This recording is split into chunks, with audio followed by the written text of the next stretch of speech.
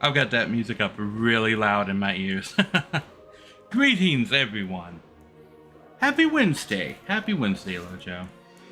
Today I'm playing Civilization 6 because, I don't know, I just didn't really feel like playing StarCraft today. I feel like playing this.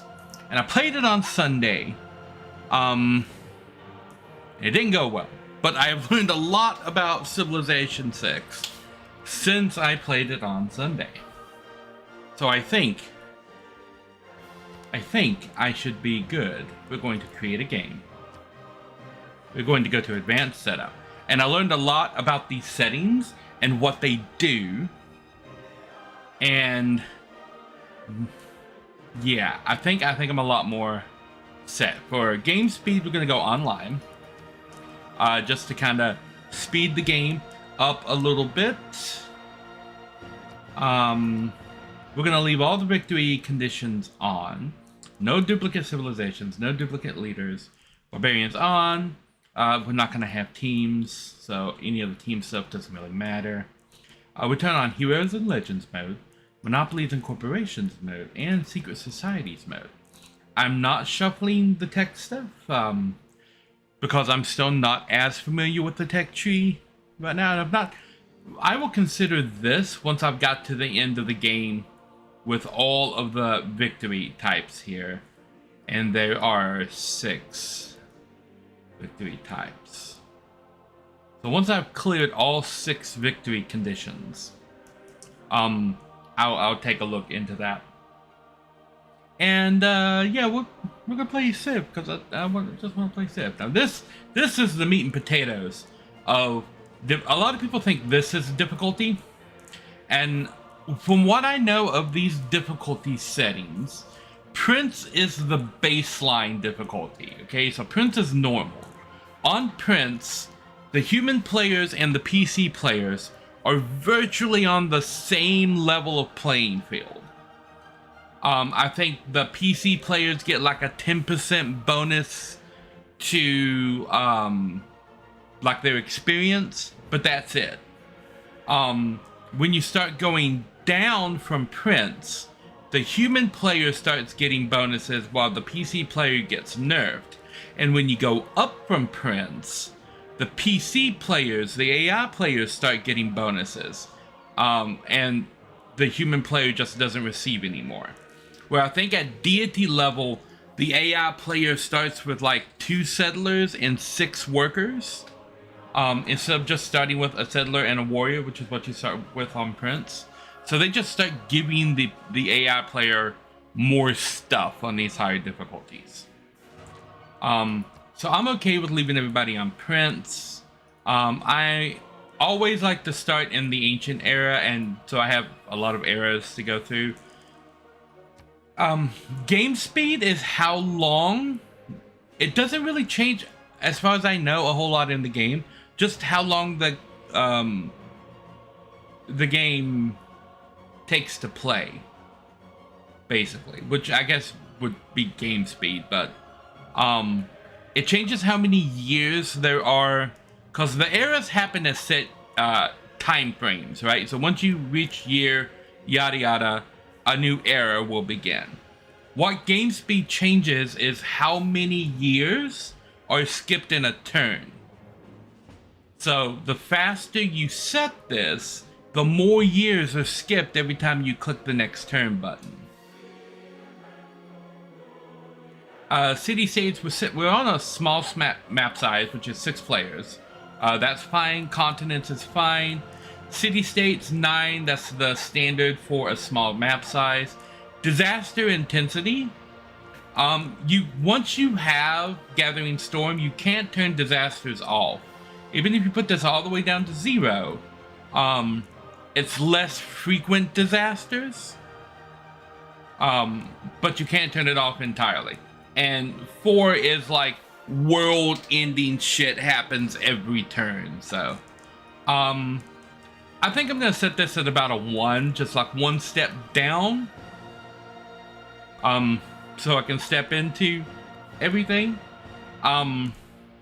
Leader pool just lets you click on and off if there are different leaders you don't want to pop up. So you can If you want to play like random leader, you can actually set yourself to one of the leader pools. So you can go through here and select all the leaders that you like to play, and then set yourself to like leader pool number 1. And it'll only pick from the leaders that you like to play. Likewise, you can set a PC player to like leader pool number 2 and like go through here and pick off all the heroes that you hate playing against, and then they'll be able to only pick heroes that you don't mind. So you can use, that's what the leader pools do. Resources is how many resources are naturally on the map. I'm gonna set this a little bit easier, so I'm gonna go abundant. City states, you can select which city states appear, which ones don't appear, and the different colors denote the different type of city states. We got all 5 of them right here. Red are war city states, will give you a bonus to your military. Blue are science, will give you a bonus to science. Purple are culture, give you a bonus to culture. White are faith, will give you a bonus to faith. Orange are production, will give you a bonus to production. And yellow are gold, or trading, and will give you a bonus to gold.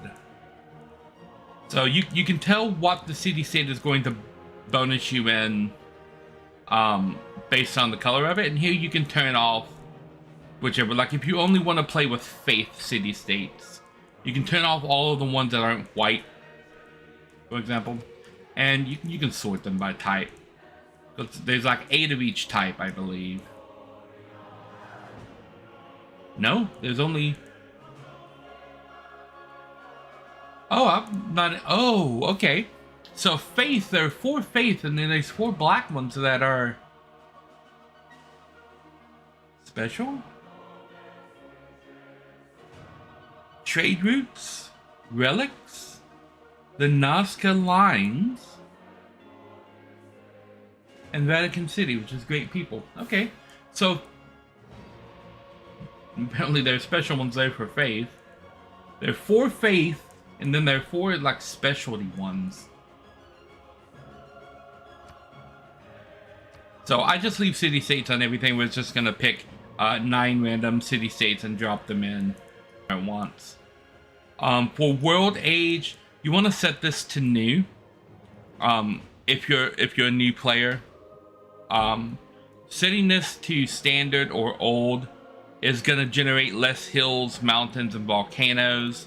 But you want hills. Hills is gonna give you a lot of production and food, and for places where you settle your city.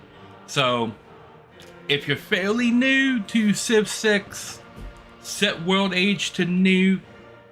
Like you're gonna thank yourself for that. For start position, I like to set this to legendary. It guarantees that you have decent things around your start location. Everyone does, but not necessarily. But everybody doesn't have the same start. So you're all gonna have good stuff, just not all the same stuff. Temperature, I usually leave this standard. I don't know if there's anything other than the tiles that shift. If you put it on cold, you're going to get a lot more tundra. If you put it on hot, you're going to get a lot more desert. I leave it on standard to get a pretty standard mix of both. Rainfall, you kind of, I always set this to wet. With wet, you're going to get more woods and rainforest and marsh. And that's going to help with chopping and all kinds of stuff. And it helps with food and places to put your, when you're settling cities, you get a little bit better outcome on that. And sea level is the amount of water in the ocean. So you can set that to high. I don't know, honestly, what this impacts other than the amount of land available on the coastline. I would imagine, cause you can get rising sea levels if you cause global warming. So I imagine if you set the sea level too high, it probably wouldn't rise as much as if you set it to low. So I like to leave that on standard, but I'm not entirely sure that's what that does. Yeah. So, um, who do I want as my civ here? I don't know. Should we go random? I think we can go. I think we can go random. Yeah. Let's roll and see what we get. Random for me, random for all the people. Random start location. Semi-random map. Let's see. Last time I got a warmonger sitting on my doorstep, which happens, and I was not prepared for it, and he took over my civ. So, from the first stirrings of life, the Aztec, water, to the great beasts Montezuma, of the Stone Age, to man taking his first upright steps, you have come far. Now begins your greatest quest. From this early cradle of civilization, good old Sean Bean narration there. Tlatoani Montezuma, keep your eagle warriors happy and fed, and they will forever fight for your cause. As your Aztec empire unfurls across the land, you will never want for people to raise your walls, for you will be blessed with new loyal workers as you conquer those around you. Go forth. Hutzliapuchli calls. Hutzliapuchli. Puchli. Man, Aztec words are hard. If there's any one civilization in history that had the absolute hardest words to pronounce, it's the Aztec Empire. Have you seen the name of some of those cities? Oh my god. Quetzalcoatl, Puchli, like, that is just unnecessary. Luxury resources in his territory provide an amenity to 2 extra cities. Ooh. Military units receive +1 combat strength when attacking for each different luxury resource improved on Aztec lands. Oh, so the more luxuries you get, the better your military is. Spend builder charges to complete 20% of the original district cost. Okay. Eagle Warrior, a unique land unit. I think you start with these. Tlochtli? Okay, it's a building. The Aztec Empire makes history. We got 4 era score just for appearing on the world map.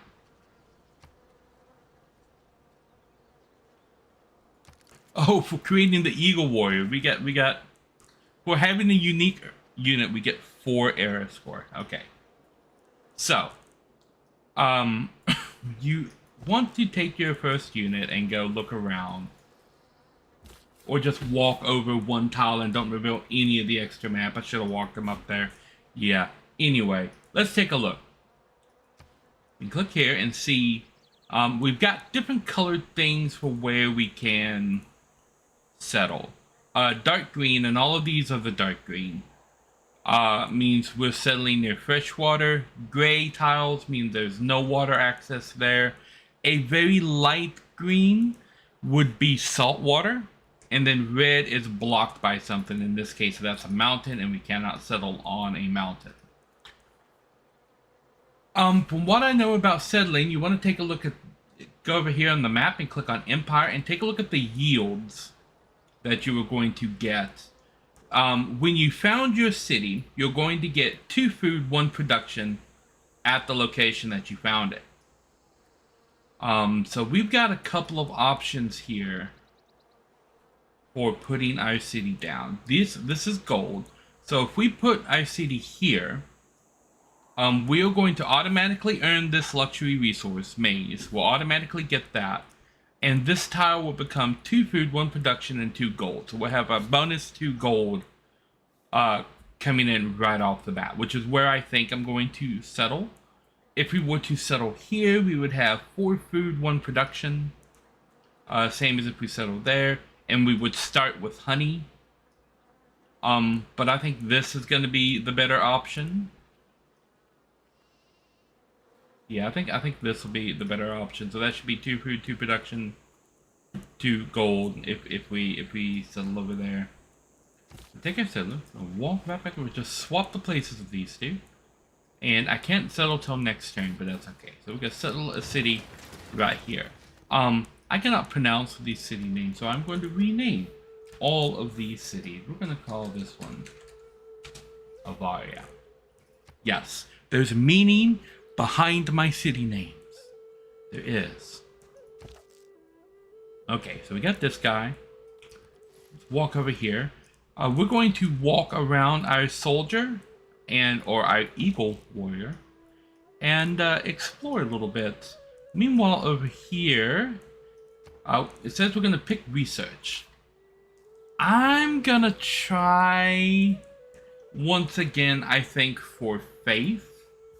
So I'm going to pick astrology first. Yeah, and then choose production. So you can click here and you click choose production and go one at a time, or you can click on queue and queue some stuff up. And so what I'm actually going to do, I've got one eagle warrior, so I'm going to queue up a slinger, another eagle warrior, and then another slinger, and then I'm going to queue up a monument. And so we're going to be this is our start build order. I usually start like this. Now that I've learned how to start a game of Civ. And then it's just going to be me walking around with this guy and seeing what's around us.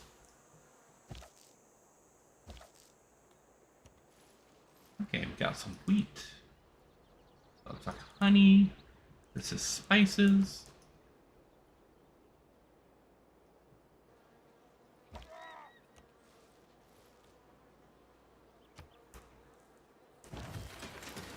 Okay, we got our slinger. We're going to take our slinger in this direction. That's salt. That's lovely.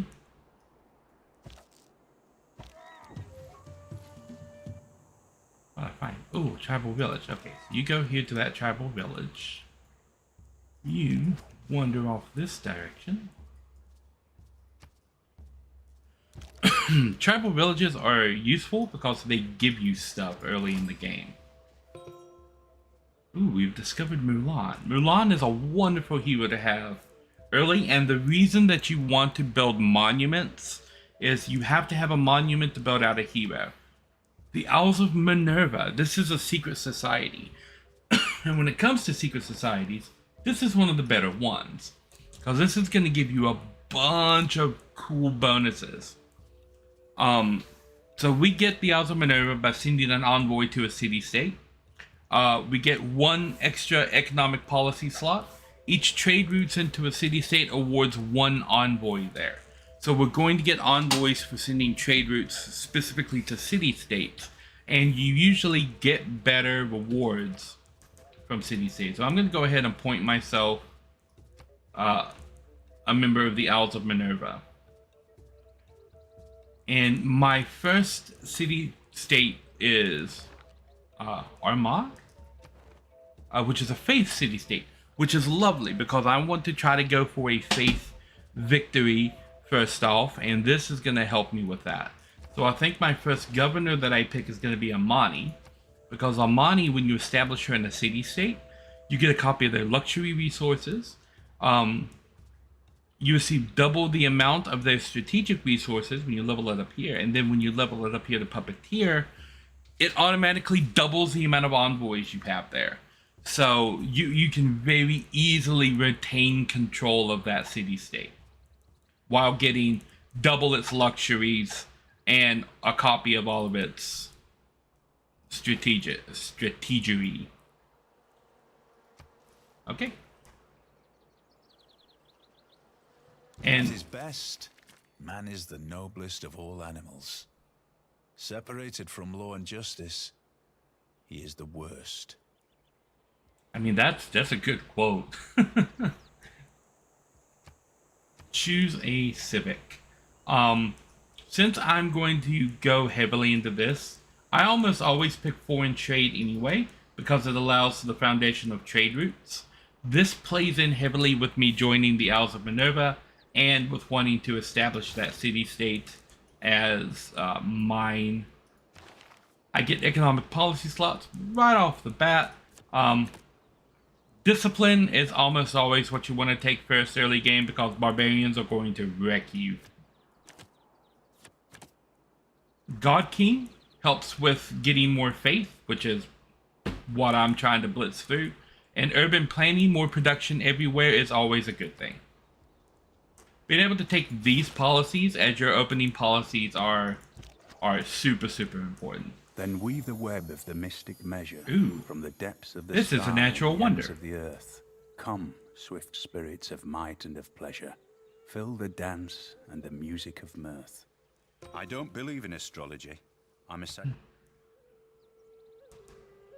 Hippolatia. Okay. Oh, this is another secret society, the Hermetic Order. Okay. After you join one, you get approached by the other ones, but they will quickly say, oh, they didn't recognize that you were a member of this other society. Greetings, Mossy. Welcome, welcome. And then they'll back up, and now you can recognize members of that secret society. That'll come into play once I find another civilization. Okay, so I've got astrology down. Now I want to take a look at my empire and see what I need. I need irrigation, animal husbandry, irrigation. So it looks like I'm going to need irrigation for a lot of this stuff and mining for some. The next thing I always want to get is bronze working. So we're going to get bronze working, and then we're going to get irrigation, and then we're going to go for archery. I haven't found any other civs nearby, so I think we're okay with holding off on archery. If I had found another civ already, I would beeline for archery. I might still beeline for archery, to be fair. Yeah, I think the safe bet is going for archery. Once you get archers, and you can get archers in all of your cities, barbarians cannot touch you. They will just get annihilated going anywhere close to you. So I think we're going to go archery for protection. So we're going to beeline to archery first, and then we're going to go to bronze working, because once we get bronze working, we can chop the rainforest down for production. And then we're going to, yeah, that's the plan. That's a plan. And I get a free scout. Oh, the city-state gave me a scout. Lovely. Ooh, Beowulf. Okay, looks like I've also found a barbarian encampment. Okay, so we will just... I get a little bit of a bonus, so I should be able to stay ahead of those guys. For scouts, I just let them automate explore. Because I'm not terribly concerned, especially if it's a free scout, about recalling them back if something happens. I am going to take the production of Avaria.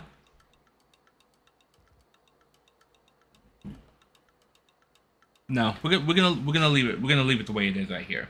Once I get these other units out, we get the monument built. We're gonna devote it to Milan, and then we'll look at putting down a holy site. But if I look at the holy sites, this right here is gonna give me a +1 adjacency bonus to my holy site, and it's the only place nearby where I can get an adjacency bonus. Holy sites get adjacency bonuses from wood tiles, which is this, from mountain tiles, which is that, and from river tiles, which are these. But only under certain conditions. And so the only place where I can get an adjacency bonus is right there. So I'm going to take a map tack and add a tack right here, and denote this as the location of my holy site. So we're going to put our holy site right there, which is going to be important for getting faith as soon as I get the early game military thing under control, because I don't want to be taken over. I don't want to be taken over. Okay. And we've got a scout. We're going to take this guy in this woodly direction and just kind of explore a bit. I'm going to walk you up around here and see what we got. We got mountains right there, so I'm not terribly concerned. And you're going to continue to fight the barbarians. Okay, we are doing okay with those barbarians. Our scout is scouting, And I think the scout's going to go down this way. See if we can manage to kill off the barbarians. Ooh, and we meet another secret society. These guys are vampires. That's what this is. When you join this secret society, it literally gives you a vampire in your capital. You get a vampire unit. I've never joined this society. I have no idea what their bonuses are. But yeah, vampires. Okay. Exploration. Go wander off this direction. You wander this way. Got some deer over there. Okay, one more turn, I get a slinger. This slinger I'm gonna leave at my city. I am fond of pigs. Dogs look up to us. Okay, this guy I'm gonna fortify until he's healed. This guy I'm going to choose alert, which fortifies that guy inside the city. So now if anybody runs up into my territory trying to start some stuff, I got a slinger right here that can hit all of these tiles. And that is important for your cities before you get walls. Once you get walls, your city can launch attacks by itself. Before you get walls, you need a unit there to protect your city. Otherwise, a barbarian can run in here. They'll steal your workers. They'll wreck your shit. They'll stand on tiles so that you can't work them. They do all kinds of nasty stuff. Ooh. Gun Disrupt Cauldron. Okay, so I found a tribal village that gave me a cauldron. And King Arthur. Lovely. And the last of the secret society, the Void Singers. The only two societies I've ever joined in the game are the Void Singers and the Owls of Minerva. I don't really know what the other two do. This one I know gives you a special monument that looks really cool. It's like black with green fire, and it replaces your monument. So, and we've got one spot for great works, and we've got a great work in there. Lovely. It's getting a 4 tourism and 4 faith every turn. That's going to be a huge boost. You need 25 faith to found a pantheon, and there's a bunch of these that, like, a lot of them look good. There's some very specific ones you want to get. Let's see. Fertility rights is one, because when you choose fertility rights, you get a free builder in your capital, and your city growth rate is 10% higher. The city patron goddess is pretty good because you get 25% production towards a specialty district if your city doesn't already have one. So if I choose patron goddess, that city, my holy site, would build 25% faster than what it normally does, which is tempting. Initiation rights, faith from quarries, fishing boats. Divine Spark is pretty good if you can't find any of the others, because it gives you a bonus towards great people. It looks like somebody has already founded a pantheon, because there is one of these that gives you an extra settler in the capital. I forget what it's called. But if it's available, you always get the one that gives you a free settler. Always. That's always get that. The next one you should probably focus on is the one that gives you the free builder, fertility rights. After that, probably City Patron Goddess. And after that, probably Divine Spark. All of these others are very situational. Like Sacred Path might be good for me because all of this is rainforest. And so adjacent rainforest tiles adjacent to my city, bam bam bam, which would be 3 right here, would give me extra faith. But I'm going to be chopping down that rainforest, so it might not be particularly good for me to do that. If you're looking for like monuments, for the wonders, particularly the early world, the early game wonders, Monument to the Gods is pretty good. These give faith from different types of tiles. I'm not really in the desert, so that one's useless to me. I'm not up north in the tundra, so that one's useless to me. I am in the rainforest, so this one is kind of useful. Reeds and marshes. There's a little bit of marshland right there, so that one might be okay, because a lot of this is like marshland right here. And you can tell it's marshland because you can see like the water type stuff on there. Let me see if I can get a zoom in. Yeah, like right here, marshy land. And marshland can be like with any. It's pretty usually the stuff around the river is marshland.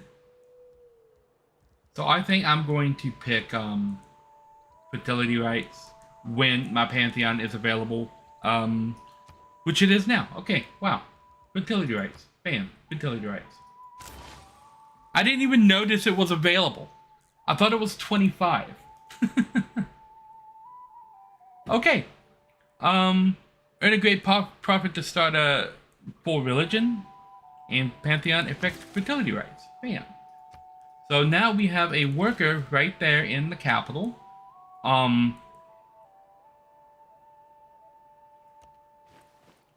as well start improving some of these resources. Our dude has found a mountain. So let's step up here and see if that, okay. So it looks like we're completely protected on that side by mountains. What do we have up here? Stuff, you're still healing. That guy's wandering around all on his own. Barbarians. These are barbarian horsemen. Okay, you come down here because we're gonna need to take care of this situation. Scouts are not good at fighting. But because we have a bonus over barbarians, it's better than nothing. We're actually gonna run you back up here. This guy's gonna chase him and gonna run straight into our eagle warrior. And we'll just explore tundra. Okay, this is the top of the map. There's not gonna be a civ up there. Very unlikely. So we're gonna have that guy walk back over here. Once I get Mulan out, I'm not going to be worried about unit needs orders. Oh, you yeah, go to camp. This camp is an aviary. Look at that. Bees! We got bees. Can we weaponize the bees? Oh, I want to weaponize the bees. So he's gonna keep chasing down my my scout here. Getting hurt more, but my scout is failing that encounter. Okay, then we're gonna walk over here and get a pasture going. Walk this guy down this way, because this looks like coastline right there, and then that's gonna go up into the tundra. So I'm not typically very scared of what's gonna be happening up there.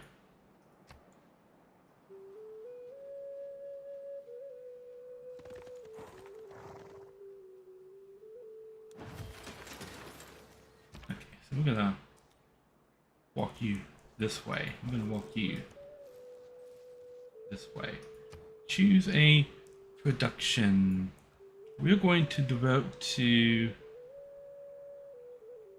It wants me to devote to one of these, but I actually want Mulan. I like Mulan a little bit better than a lot of the other heroes. She's ranged, and I can typically keep her alive a lot longer. That's a barbarian.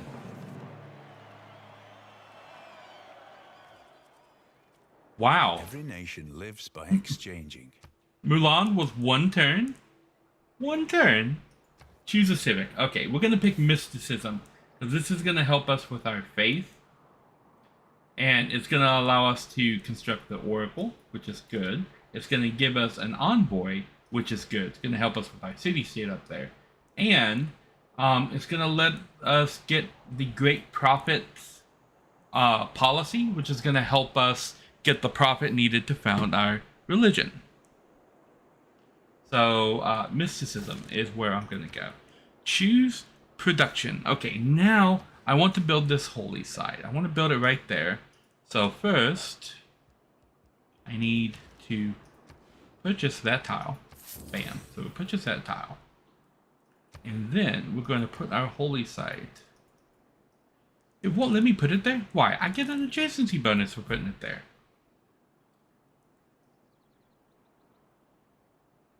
Did something delete my adjacency bonus?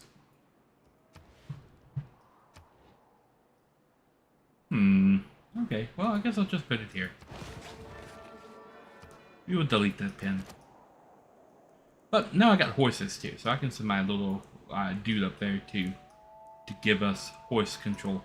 And we got Mulan, which she's on horseback, so she can get around very, very quickly. Go ahead and build a pasture here. You're gonna run up there. You're gonna run over here to cut off an escape, and then Mulan's gonna go right there. You can attack this guy.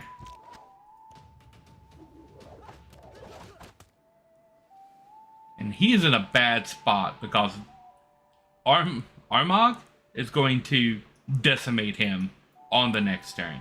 That scout is gone.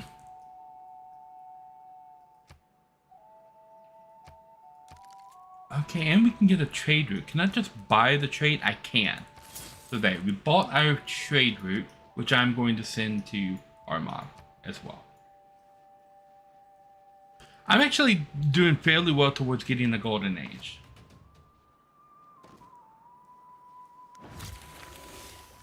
May the forces of evil become confused while your arrow is on its way to the target.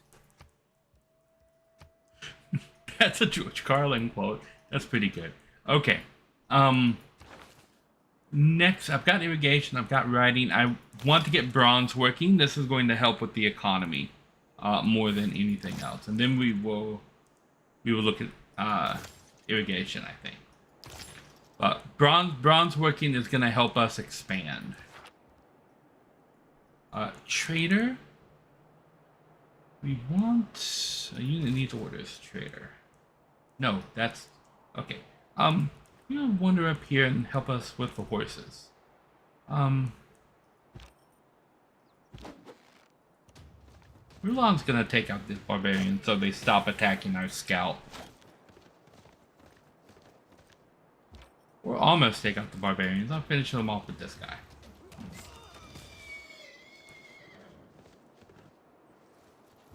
And so now our scout can fortify until they are healed. This scout here.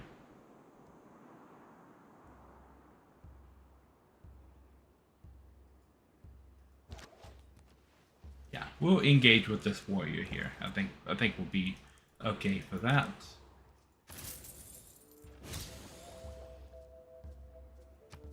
Okay, currency boosted. And we are looking good. We get one more envoy there, and we become Surazan of that city-state, which is lovely.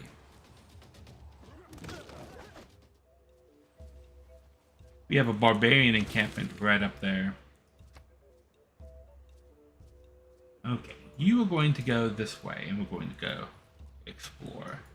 And Mulan is going to come with you to explore.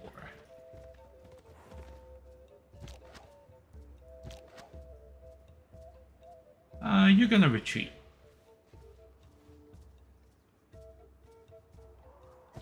And this guy can now walk over this direction.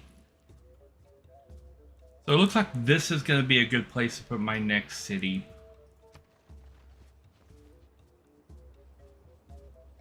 Maybe over here on the coastline. Who deserves more credit than the wife of a coal miner? I don't know. This way. Ooh, there's jade up here.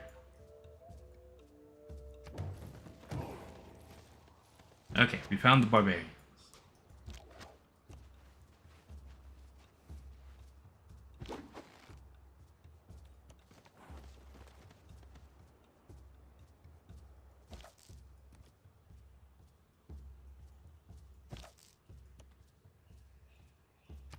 Okay. Get our holy site on the next turn.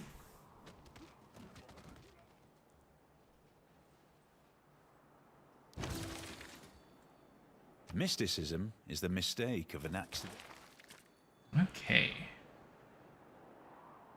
So now we're going to do the +2 gold from all trade routes. We still want to have the faith coming up. And then as soon as we get early empire, we're going to put in the great prophet. 1 there. Use a civic early empire as next. It's going to give us a governor slot, which we're going to need to establish a governor of this city-state. And it's going to let us change up our policy a little bit. Now I want to, we're going to go production. We're going to get a shrine going to help get some faith going up there. We're going to build a settler, a builder, and a settler, and then an archer. Yeah, that seems like a pretty good production. We've got another envoy, so we're going to send that envoy up there. And now I am Surzan of that city-state. Ouya. Okay, we've learned about another hero. So now I can see what that city-state sees, and I can see their armies, and so we can watch what's going on up there. Lovely. Okay, you need orders. We're going to have you walk over here closer to this lake and see if I can't connect the coastline right there. And this seems like a place where I'm pretty well off. So I can probably put a city right here, a city up here, and a city right here. And if there's nobody around here, I can probably put a city down here as well. And maybe right here. So I should be pretty set. 1, 2, 3, 4, 5, 6. For a nice 6-city starting location. We have a little run of desert right there. Where are you going, Mulan? Attack the barbarians. The unit needs orders. This unit. Yeah. Go ahead and build a pastor right there. Lovely. It looks like I'm easily going to get a golden age in this next era. Because I'm about to earn both of these, and both of these are going to give me era points. And these are era points that you're giving three markers for era, right? So if you score underneath this, you get a dark age. If you beat the dark age score but don't beat the golden age score, you get a normal age. And then if you go over this score here, you get a golden age. And it changes how much loyalty your citizens put in their city. It changes your build rate, how much like of each of the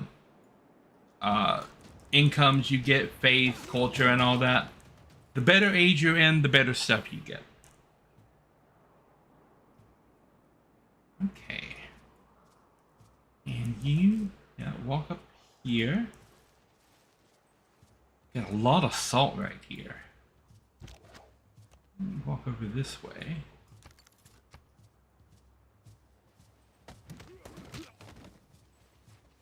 And these guys are fighting off the barbarians up there. This is marshland. This is what I was talking about with the river, where you can see like the water on it, like right there. That's marshland. That's what that is. I wasn't expecting Mulan to walk around this guy.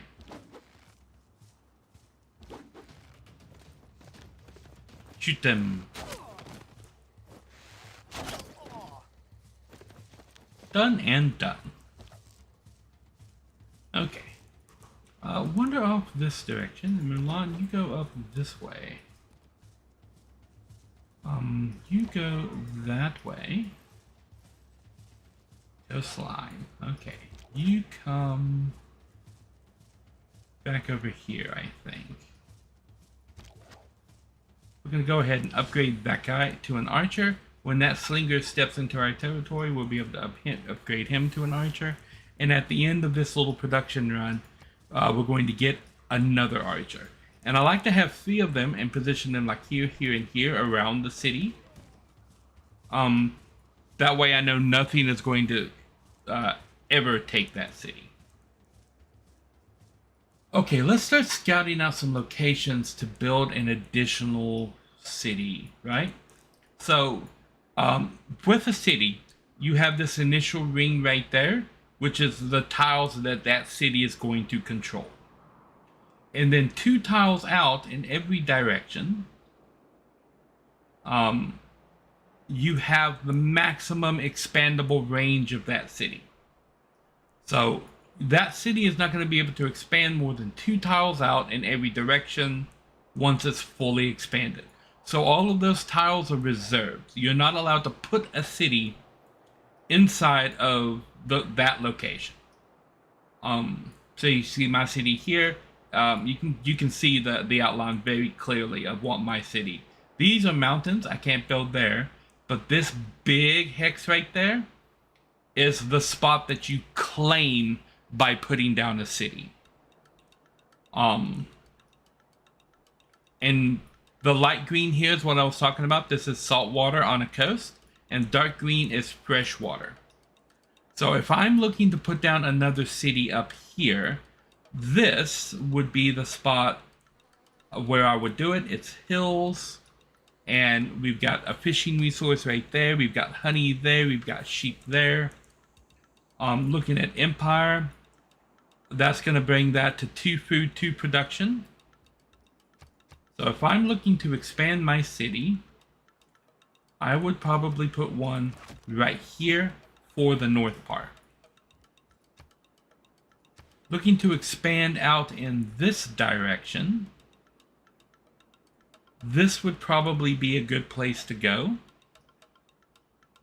But it's also worth it to look at maybe taking a coastal spot to prevent someone from coming in on the coast. But if I put somebody here, I'm going to claim that, and then I'm going to claim out 2 tiles, which I'm going to claim all the way up to the coast.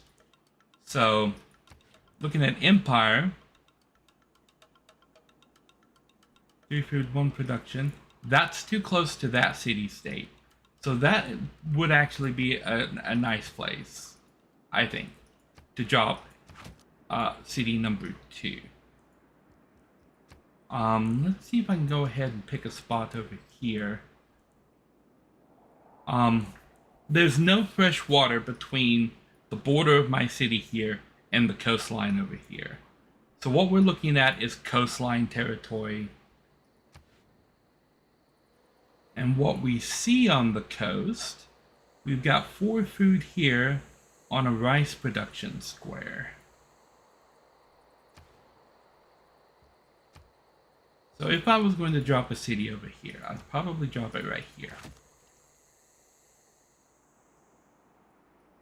It might be beneficial to actually drop it up here to help cover territory a little bit more. If I drop a city here, it doesn't have access to fresh water, so I would have to build an aqueduct to district to provide that. But I can get 1 gold here. I can get 3 production by dropping it here. So that would be a 2 gold, 3 production tile if I drop it right there. And I can drop it right there. So actually, I think I would drop the city right here and not here. And would I be able to? Oh, I think it would only just be...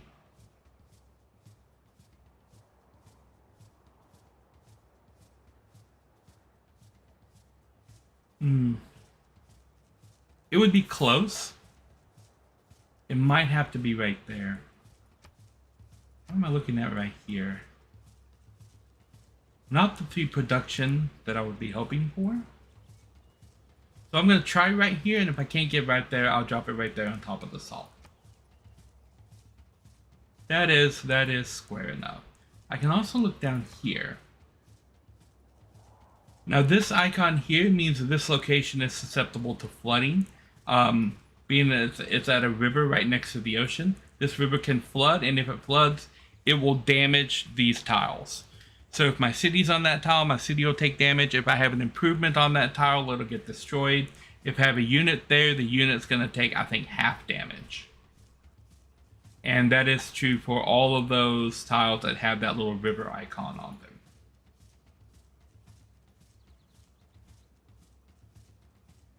Okay.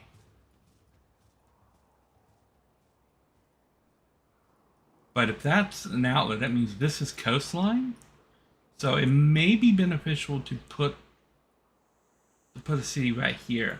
I need to take you and walk you over here to let me know what I'm looking at here. I want you to walk down here.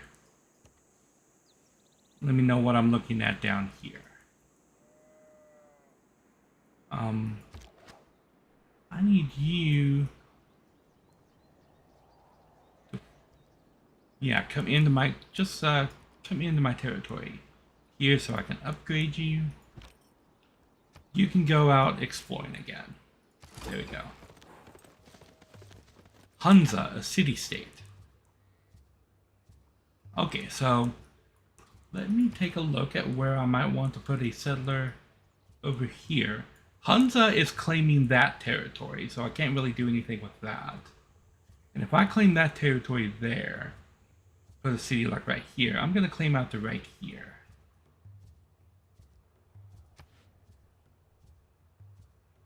So maybe right here at the base of this would be a good spot. I got 3 food right there, but no access to fresh water. So I think a good place to drop another city would be right here. And then we're going to scout for a location here, and we're going to scout for a location down here. 1, 2, 3, 4, 5, 6, 7. So this is something that I normally now. Oh no, we have an advertisement bot. Let me just boop, lock that guy off right there. And boom, boom, boom, boom, boom, boom, boom. Xad, you are banned.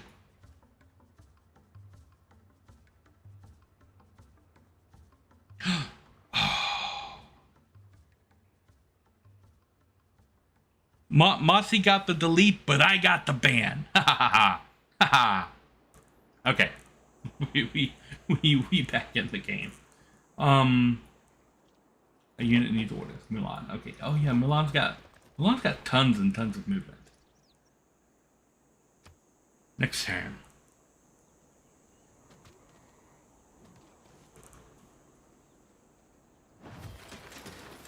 The ancient era ends in 6 turns. In 4 turns, I have a settler, so I'm going to be able to settle one of these locations, which will be good. I'm not terribly concerned about that location. I am more concerned about this location and this location being taken by another civ.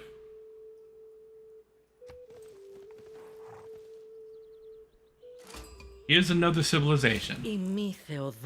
Theodora. Η ουδεμία ούσα των θρόνων της ονείρης εκτισάμην. Well, Theodora, it is an honor to meet you. I would love to sample your hospitality. So that kind of sealed which city I'm taking first. It is this one to prevent Theodora from settling over here in this part. And a second city I would probably take down here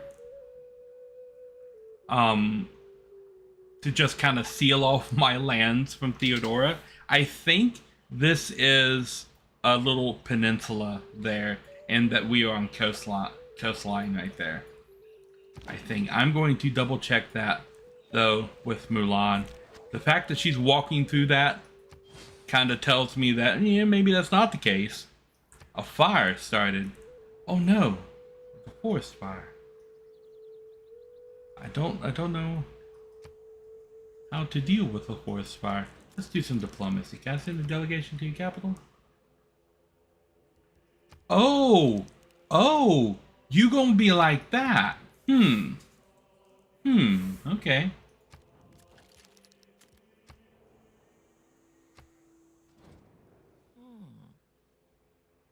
Are you also a member of the Owls of Minerva? She might be. I'm also interested in creating a lasting legacy, because bronze will last for thousands of years. Look back over the past with it. Okay, so we can pick a new research. I highly recommend when you're picking a research, when you click on this, you have what's available right now, but you can also open the technology tree and see what's available down the line. And there's certain things that you should be building towards immediately. Like I knew I wanted to get astrology. I knew I wanted to get archery. So when you click on something that's a little bit down the line, like if I click on currency, which I know I want, you see it says currency is number 3, and it automatically makes a queue to get you to where you want to go. So you get a queue and it says, first we're going to research pottery, then we're going to research writing, and then we're going to get currency. And then after currency, it's going to ask you what you want to do next. And so you can like pick something like rocketry, right? This is a 30-second thing you're going to research. And it's going to give you the quickest research route that will get you to rocketry. I don't recommend going that far down the line. I recommend grabbing things that are going to help you out as quick as you can early game. Right now, I know I need irrigation more than anything else because I have resources that I can harvest once I'm able to build plantations. So irrigation is my next step. So I'm going to research pottery and then I'm going to grab irrigation and we'll be good on that front. I can now choose an extra civic. These are policy tiles, which are important but not terribly important. But this is going to give me a new district that I can build, one that's going to help me with culture. Culture is hugely important. So drama and poetry is going to be a big mark on that. When you're part of a secret society, you can improve these, but only I think every 2 eras. So I'm not going to be able to do anything with this until the medieval era. When it comes to the governors, different governors do different things. And there's only like 4 of these guys that are really, really like super important. Pingala here is going to give you a 15% increase in science and culture. You always want to have one of these guys in your city. And then you can choose to either have him do culture or science. Eventually you can get both. But this guy is super important for helping to increase the science and the culture in your empire. Magnus is another one. He is going to make all of your plot harvest and like your improvements for like your resources and stuff generate 50% more. And then settlers do not normally when you build a settler in a city, your population goes down by 2 because those 2 population go into that settler that you then take to found another city, right? What he gives you right off the bat, settlers trained in this city do not consume population. That's huge for growth. Magnus, super important. Another guy, 2 that are situationally important is Moshka, the Cardinal, which helps theological combat more than anything else. But this right here is huge for this.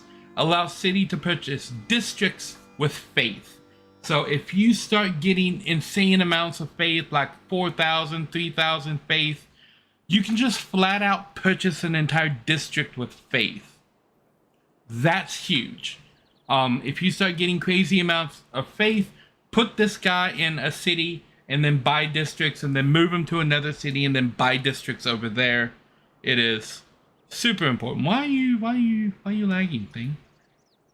Okay, my stream thing was lagging a little bit there. Oh, I guess it doesn't like Civ running at the same time that it's running. Another guy, if you're in combat, Victor is your military general. Your city that is closest to the front line, put this guy there. Super important. The other one that's super important is Amani. Now, what Amani is going to do is she acts as 2 envoys when assigned to a city-state, and you get to pick different things. Like if you put her in your city, take her down this path. If she's in a city-state, take her down this path. So we're going to actually appoint Amani to Armagh, the city-state here, that we are Suazan of. And you see the city-state, whenever you expand, whenever you put a governor in a location, you see that the border expanded right there? Any tiles that that city is working on acquiring, they're automatically going to acquire. The governor is going to give them that immediately. So here's what we get for having the city-state. We have 3 there. Once she gets established, that's going to jump up from 3 to 5, and we get different bonuses for having the city-state at different levels. At level 1, +1 faith in the capital and in every shrine. At level 3, +2 faith in every temple and consulate. At 6, +3 faith in every worship and chancery building. And once you are Suazan, you get these benefits to it. And she's going to add even more benefits on top of this. So this guy is going to be our guy forever. We're going to... Actually, we're going to take this archer and move him right here, because that's where I want to build that city. We're going to take you and put you in our city center right there. You are going over here, because I think you'll be the quickest one to get there. You are going to go down here this way, and you are going to go down here this way. We're going to find out what's going on down here. So putting a city over here will probably piss them off. But depending on what this looks like, I may put another city right there to kind of protect like my area, to make sure they can't come this way. I would rather have a city here and a city here and then be pissed than them have a city here and a city here pressuring my stuff. Yeah, that governor's there. Fire. We have a wildfire. This is bad.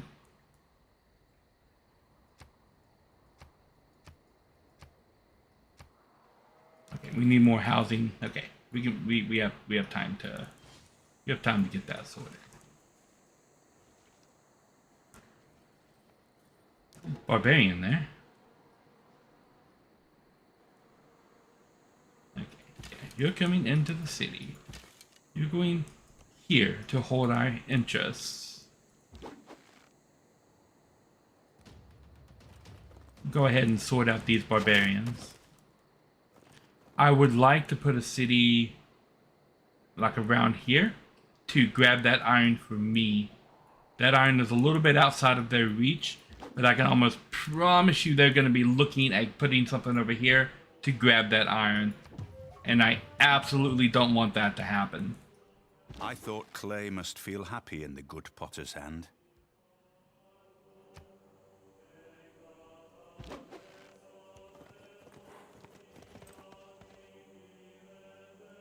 Okay, that gives me a really good look at what's happening here. They've expanded up. So they started down here and then founded this. So I definitely want to take a look at... Okay, so this area right here, you see how it says 90 minus 20? This is under influence of their empire. So putting something down here is going to be very difficult, and I would immediately need to put a governor down here to kind of hold it.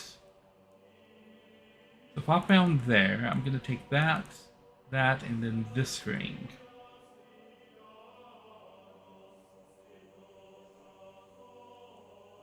I would be able to put a city here, and it would go all the way over here. And okay, so if I put a city here, it would definitely piss them off because we would be competing for this tile.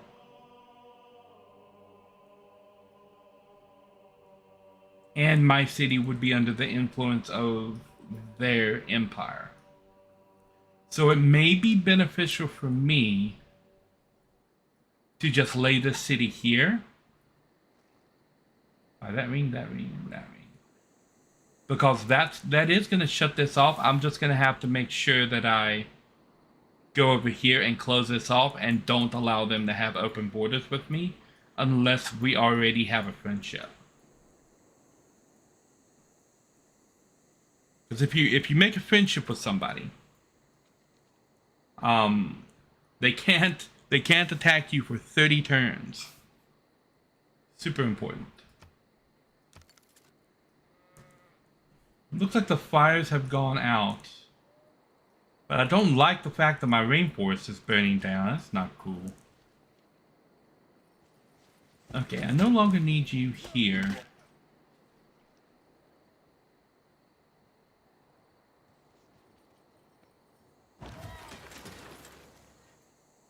I mean, yeah, we'll keep you there. But we're going to keep Mulan here. But she can just snipe archers from the hilltop. Not archers, barbarians. Snipe barbarians, okay. This settler is gonna follow in the footsteps of that archer, and we're gonna go down there. And you are gonna fortify until healed in the city right there. That slinger is not gonna do. We'll go up there and take care of those barbarians in a moment.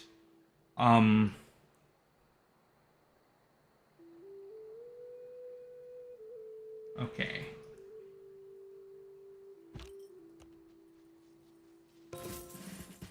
Sun Wukong. I'm not getting the that's a volcano. That's not good. Got units available for promotion, okay. A hero I really want to try to get my hands on early is Himiko. Himiko is huge for getting city-states to join you. She could just sit in the city-state and give you one new envoy to that city-state every one of her turns.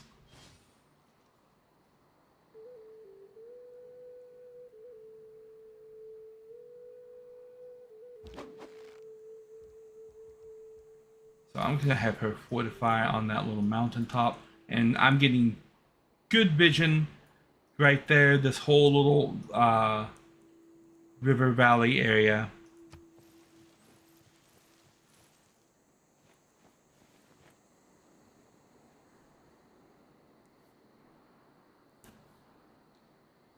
It would take a lot for me to be able to take and put a city here, I think.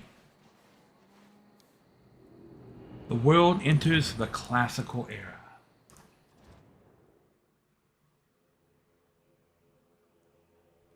Wow! Wow! You see what your people's glorious age looks a lot like gloating to me. I mean, I know one way to deal with, like, your influence on my empire, lady. Like, you've not exactly been the nicest. I might just, you know,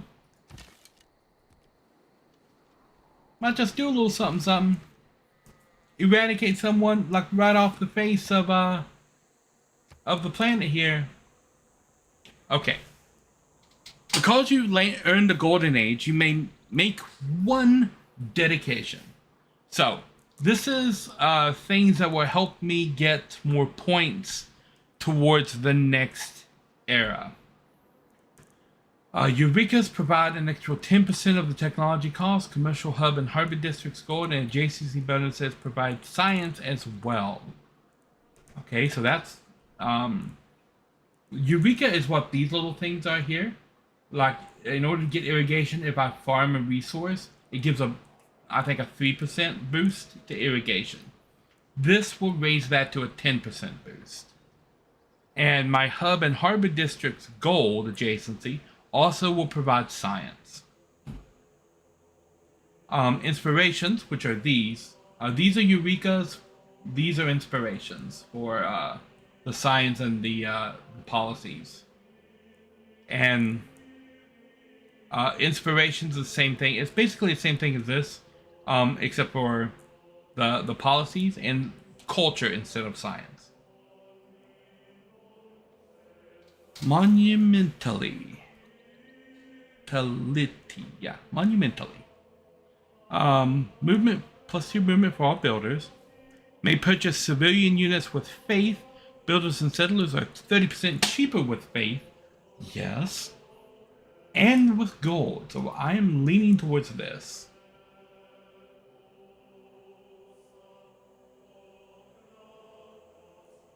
But I haven't found my religion yet, and this would give me +4 great profit points per turn, and I'm not really going to be able to use the purchase with faith in this one.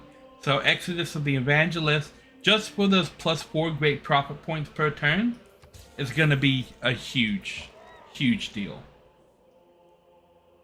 Okay, we're going to take this guy and wander over here. And just kind of explore that empire out a little bit. Go over here and see what we're looking at for this coastline. This builder can go here. And we're going to look at our population. We're not using that tile, so I'm going to now show you what chopping is. Okay.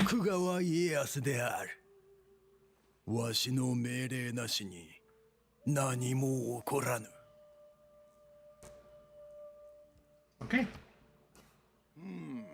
I am not disagreeable. That is nice. We've met Japan. Question is, where have we met Japan? Thousands have lived without love. Thousands have lived without love. No one has lived without water. That's what that quote was. Which is true. Water, very important. We're just gonna put you on alert right there. We're going to... Why did you... Oh, I clicked on it, didn't I? Okay. Okay, so this is what chopping is, right? It's not actually called chopping. That's what everybody calls it. But when you're on a rainforest tile, I can do this to remove the rainforest, and it's going to give me +9 production and +9 food. So when I do that, it took a turn off of the settler that I was building right there, and it cleared that tile of the rainforest. So you can do this on the tiles that you're not currently working to give yourself a production boost. Okay, we've got irrigation. So now we want currency. And currency is gonna give us an extra trade route if we boost it. We make a trade route to boost it. More importantly, this gives us the commercial hub, which is another one of the districts that we can build. That's gonna help us with gold and great merchant points. Currency is always a good thing to have before you start going into mid-game rather stuff, which is what I consider like this era of stuff right here. I think the next thing that I would probably look for is machinery, and then after that military engineering, because we want gunpowder. So we'll either go machinery or we'll go straight for gunpowder. We have machinery in 4 turns. We have gunpowder in 9. Machinery is good because it gives us catapult and siege tower. So if I'm at war, which I actually kind of expect to be, I will probably go machinery just so I can get siege equipment going. And in fact, I may go machinery right now before currency. In fact, I think I am. I'm going to go machinery right now. Because I'm expecting a war to begin over here. And I want to get that sorted as soon as possible. We'll walk out here and see what we got. Okay, so this area over here is mine. Looking at where I can put a settler. This is a volcano, so all of these tiles are likely to be destroyed by volcanic eruption. This is a river, so all of these tiles are likely to be destroyed by a river. This right here means this tile could get destroyed if the sea levels rise. So, potential disaster markings right all around there. That being said, these are some really good tiles right here.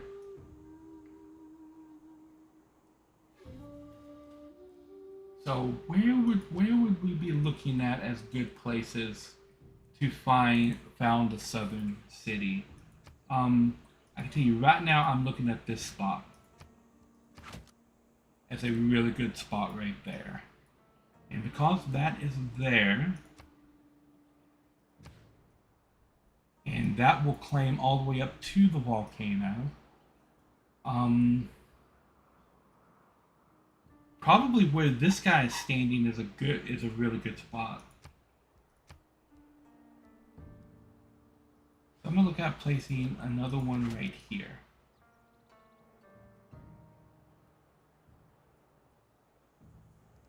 So now we want to take a look between here. So this ring, and that ring are going to be claimed by this city. This ring, and that ring are going to be claimed by that city. That ring, and...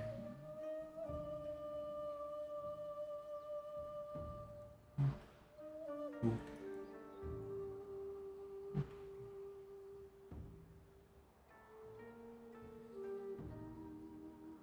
So I'm looking right here.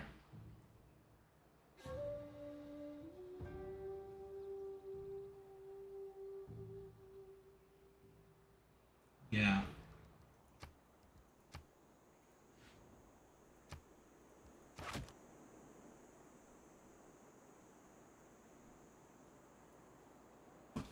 And if I'm going to be pushing that way, I absolutely do want a city right here.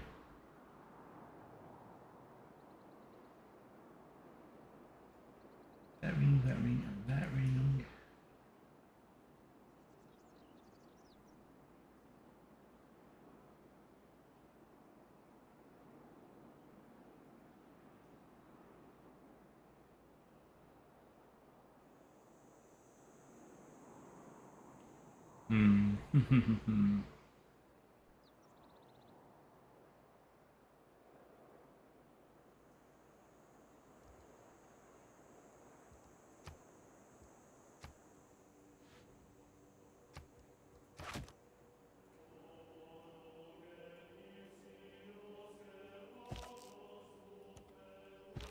You go down there.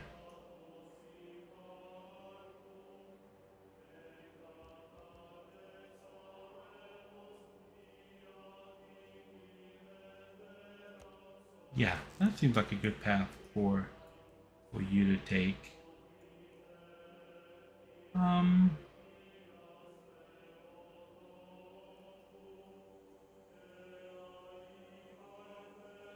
want you to go stand on that square.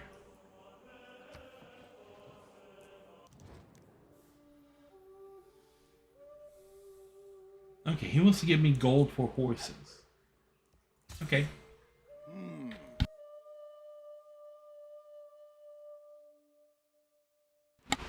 I am not particularly planning on using horses, so I am okay with that.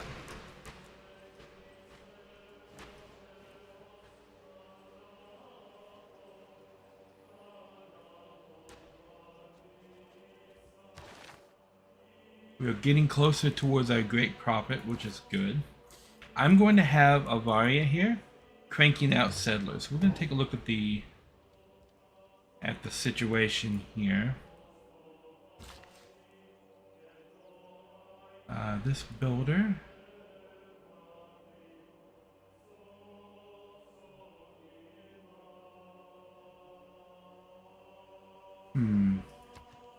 We'll build a monastery here. Gonna give us an extra housing. here in Avaria. I'm going to have Avaria pump out settlers to grab all of these locations that I have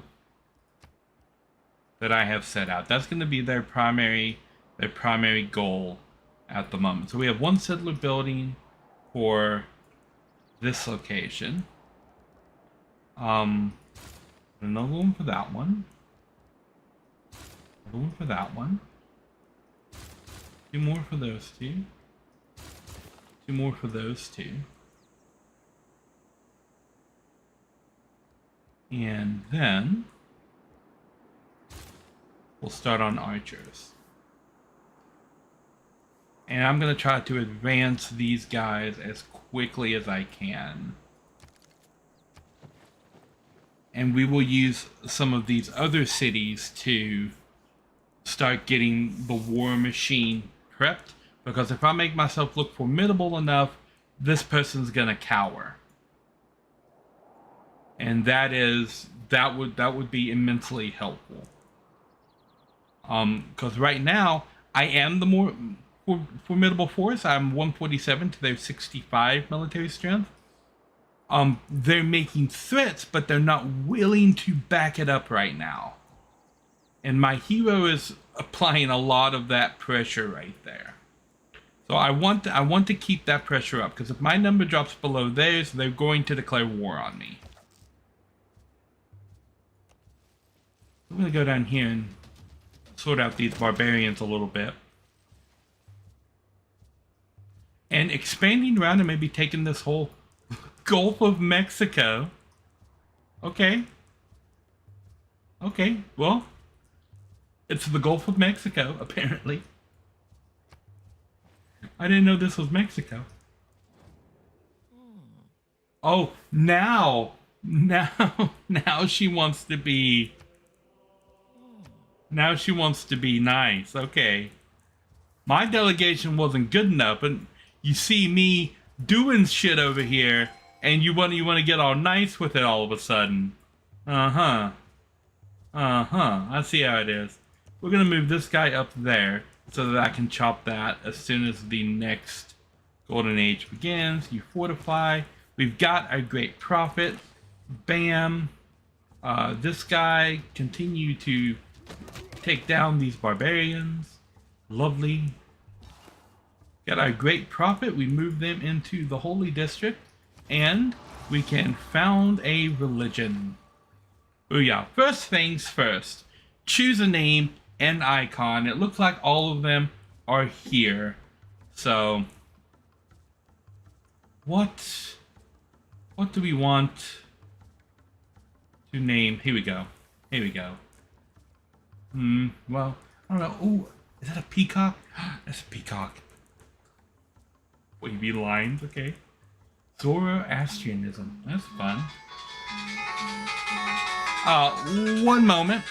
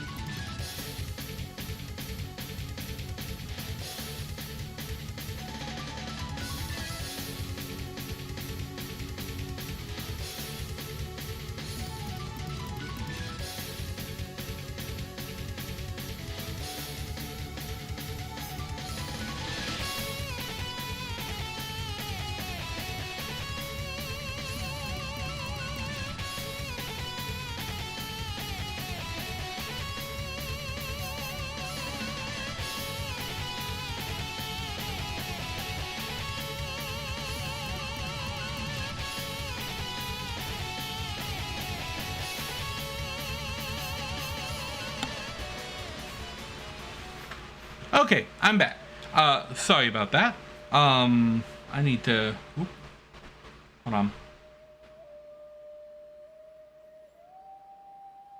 My facial tracking has... there we go. Yeah, sorry about that. Had a phone call. Have to take all of my phone calls at the moment. But yeah, what do we got? What do we got here? Here we go.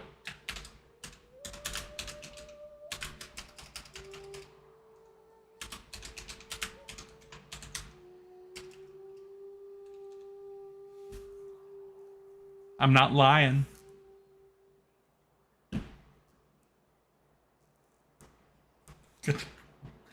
Yeah, my religions are puns. Okay. Okay, focus. What do we want? Jesuit education. Purchase campus and theater square district buildings with faith. Yes, I love that. Work ethic. Not really. Amenities are important, but buy with faith is huge. Shrines, we can probably get that later. Okay, we're going to pick buy with faith. And then we can get a lot of these things later. Let's take a look at what else we can get down here. Tithe is huge. Plus 3 gold for every city following this religion. That's huge. Tithe and pilgrimage are 2 things that I really like. Plus 3 gold for each city. Plus 2 faith for each city.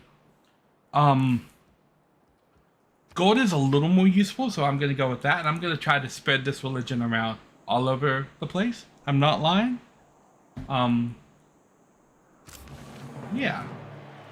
We got a little lion. It's said that when John the Baptist founded, I'm not lying, the world's first religion, the sun broke through the clouds and the sweet scent filled the air. Yep. Okay, you see there are 2 locked beliefs there. To unlock a belief, you have to get an apostle and use the evangelize ability. So our next goal, as soon as we have enough faith, our first 2 purchases with faith are going to be to get an apostle.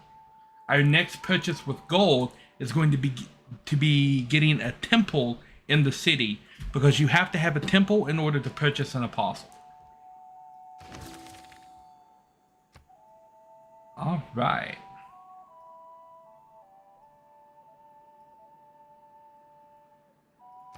Okay, next turn.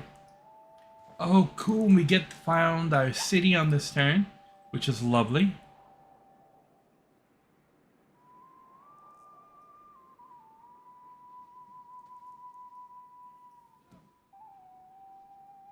And our trade route looks like it's been completed. Barbarian encampment up here. There's Japan right there. So Japan is on the other side of this mountain range. Which is fine. So we've got 7 production there. If I chop this for us, we're going to get 9. That chops an entire turn off of the next settler that we've got here. We're going to repeat this route to Armagh because it's going to give us 6 gold per turn. And because of a previous Himiko. Yes, this is the hero that the new city is going to be founded to. Himiko can enter foreign lands when not at war, even if you don't have open borders with them. And more importantly, Himiko's charm. Target any adjacent city-state. So walk her into a city-state and use this ability, and she places 1 envoy in that city-state. If you are already the citizen of that city-state, she also earns an additional 35 faith. It costs 1 charge and it ends her turn. And she has like 10 charges every time she comes out. So you can literally sit there and just get an envoy and a buttload of faith every turn for like 10 turns in a row. Himiko is huge when it comes to city-states. So if I get Himiko and I walk her up here and use all of her charges on this, I'm already the citizen of this city-state.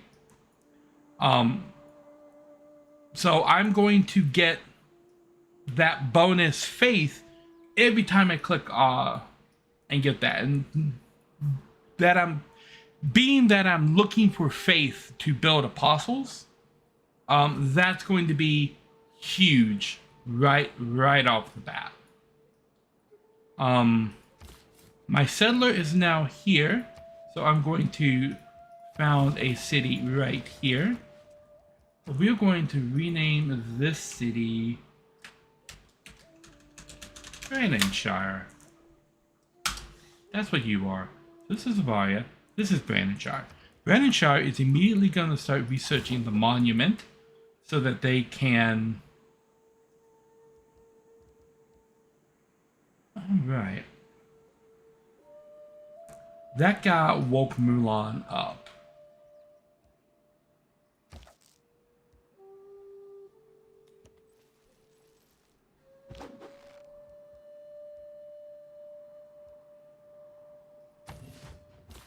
Just let Mulan sit there. And now we've got our second.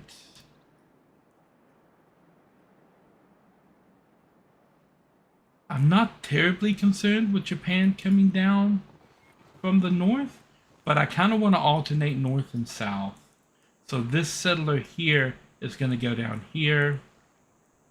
And then this settler is going to go over there.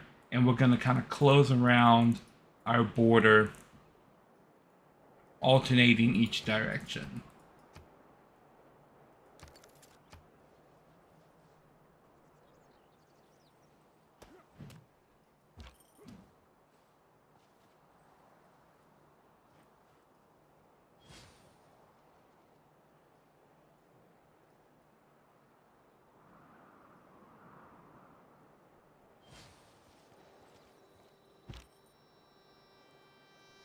Okay. Actually, I kind of want you to just kind of sit here and watch the ocean.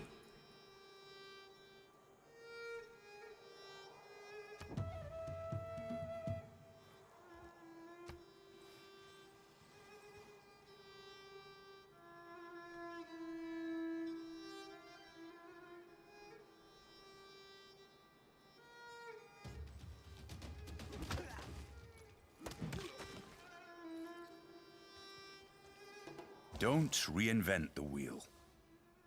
Just realize. Yeah, don't reinvent it. Just realign it.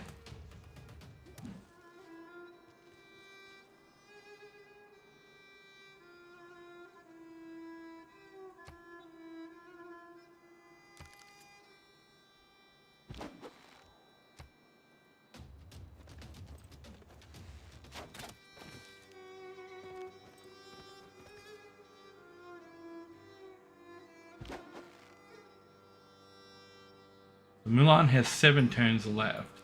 4 turns for that warrior up there. I want to buy with gold a builder so that I can chop this in this rainforest to speed that up. I want this city founded before Mulan goes away.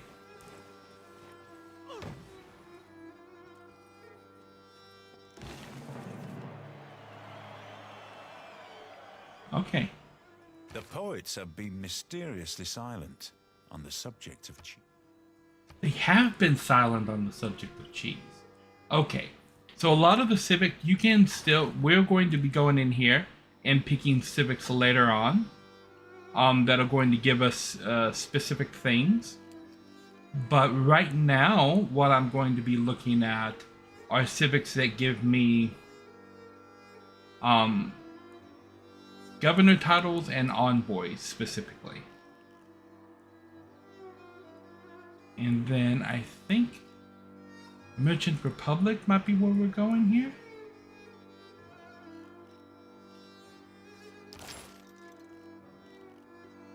We are not that far off of political philosophy.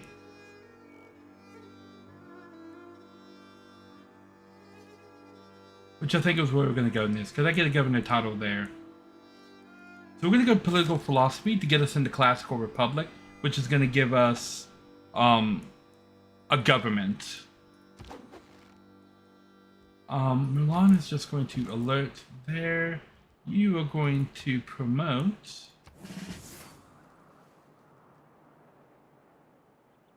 And then take this. Unit needs orders. You go here. Next turn.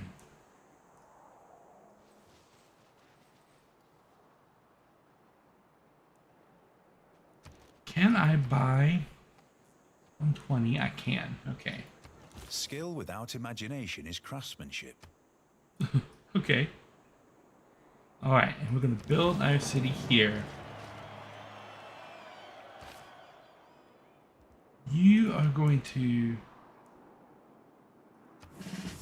We can promote, choose production here.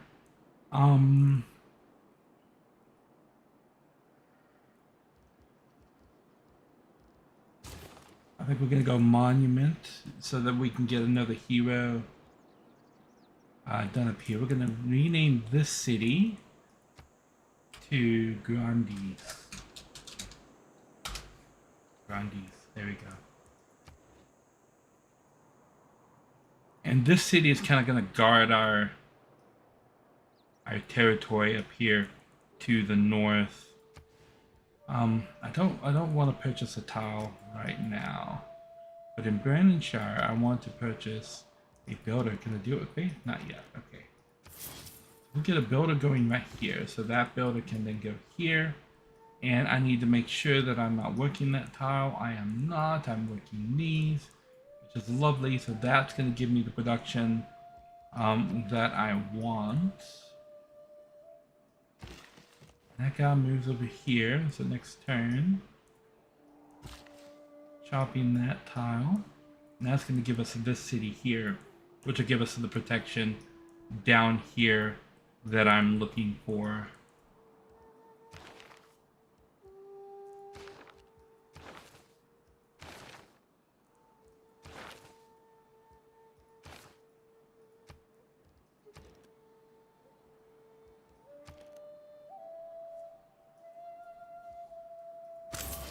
Let's get some missionaries going.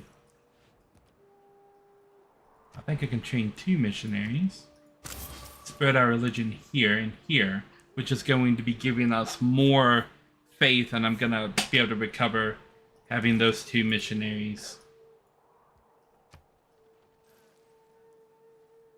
I'm gonna be able to recover pain for those 2 missionaries very quickly. Your delegation is most welcome in my city. I send a delegation to you. Oh, I can't. Okay. The turn is... You can't do anything while the turn is progressing. And as long as it says, please wait right there, it is progressing. So now we're going to take a look at some diplomacy stuff. I'm going to send a delegation.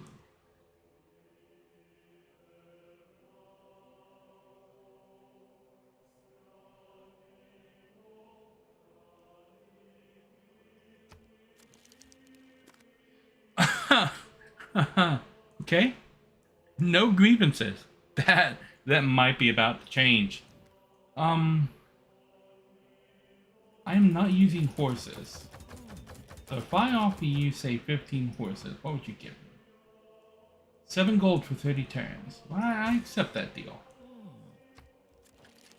Mr. Tokugawa, can I send you a delegation? Lovely. Now, if I make you a deal, I have... Oh! What would you give me for 1 horse? 4 gold one time.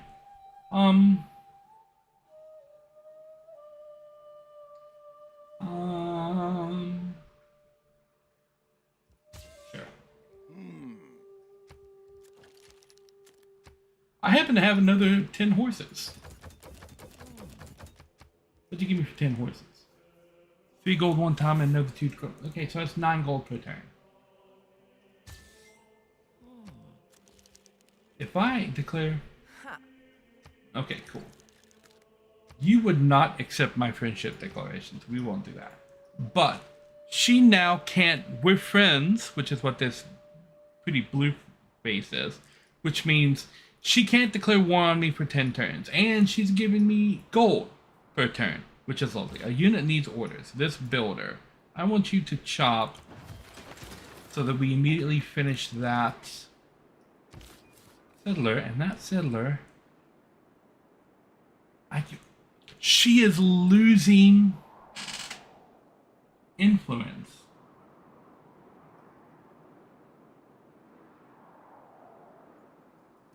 I can walk that settler 1 tile further down and put it right there.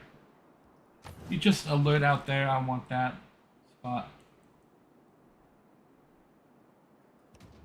Okay.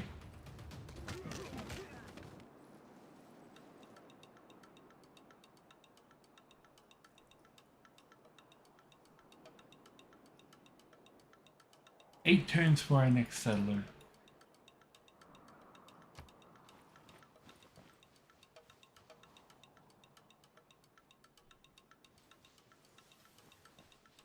I don't think there's another religion in the world at the moment. It's just mine.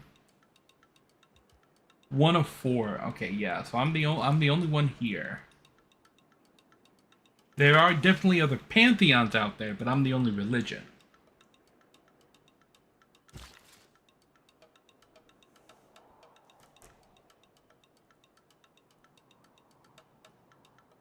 I actually want you... Oh no, I have a builder there. Okay. Go over here first. That chop is going to give 9 production. He's going to finish that. Lovely. Let you fortify until healed. I want you to dedicate to Himiko. Absolutely, dedicate to Himiko. Get Himiko going. Yeah, next turn. Okay, spread our religion. Booyah, and then you can walk over here and spread it over there. Another unit needs orders. Fortify until healed. We can go ahead and delete that attack because we have the city there. We can delete that attack because we have the city there. Okay. Okay, I think things... Her pearls are huge. What? It is equally important to have a happy and engaged workforce. Okay, we have a governor title. Okay, so there's a couple of things that we can do here. We could appoint a new governor, or we could promote an existing governor. And in this case, I kind of want to promote this governor.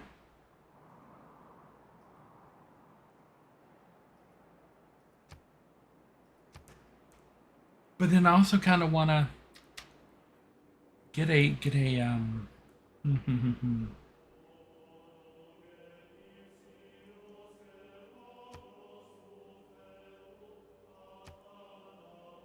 I think it might be more beneficial to get Pingala established.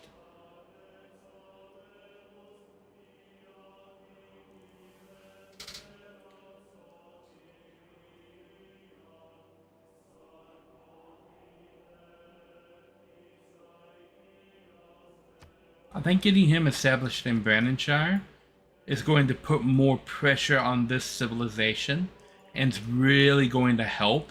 And then once I get this city founded, I'll move him from there to here.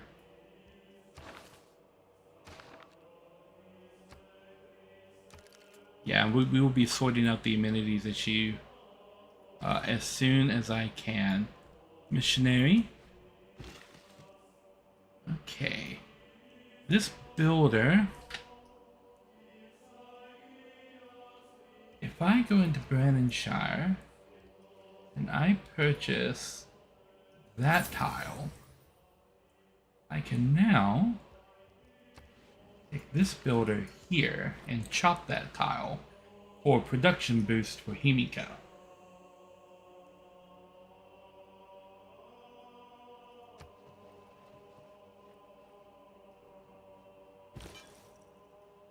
Okay, we will...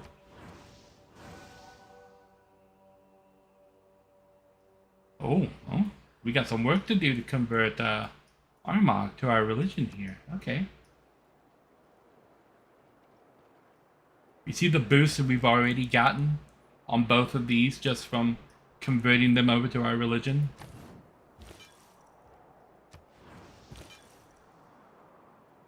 Okay, we're gonna walk you...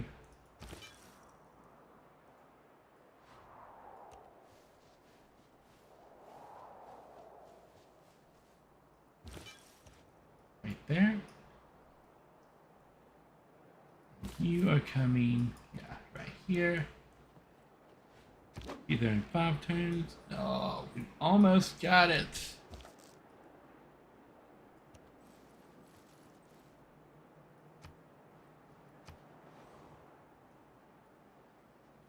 How?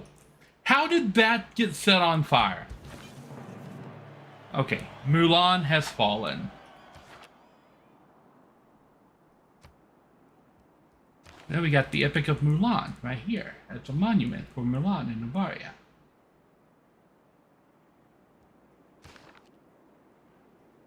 Unit needs orders. Here. Okay, you can chop and give us that.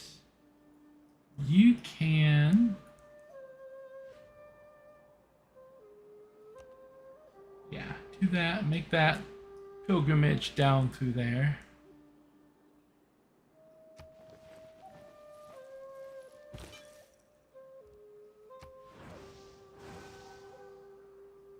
Get Hunza converted over to our calls.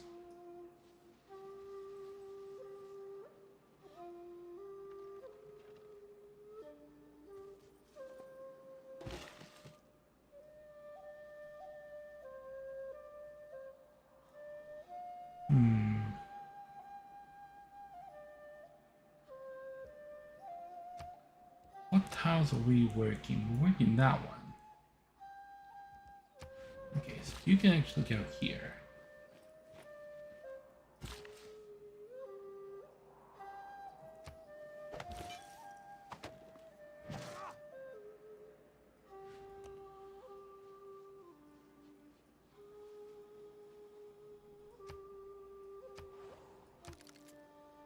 All right.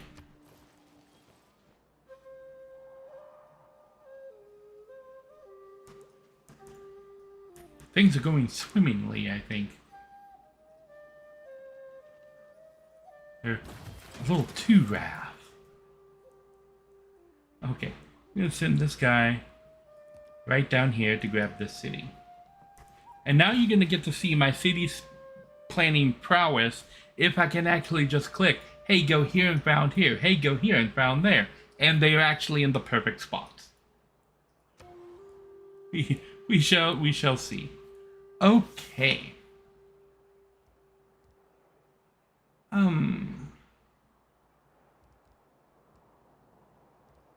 I kind of want to get another holy spot. Ooh. The mountain adjacency bonus on this is crazy. +3 is ideal for a district. And it's bordering 3 mountains, so that adjacency bonus is an extra +3 faith from that holy spot district right there. That is huge.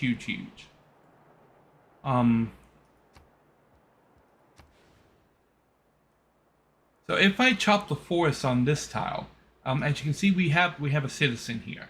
It's going to affect that outcome there and probably remove that food.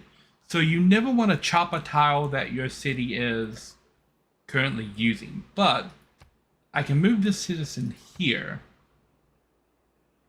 and like lock that into place on that tile, which will open this one up to be chopped.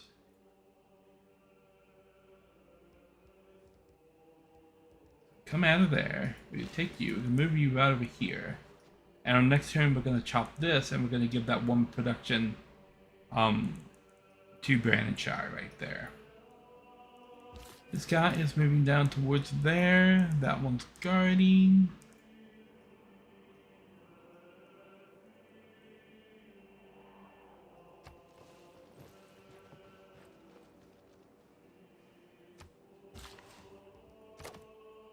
Okay, so we've got our settler right there.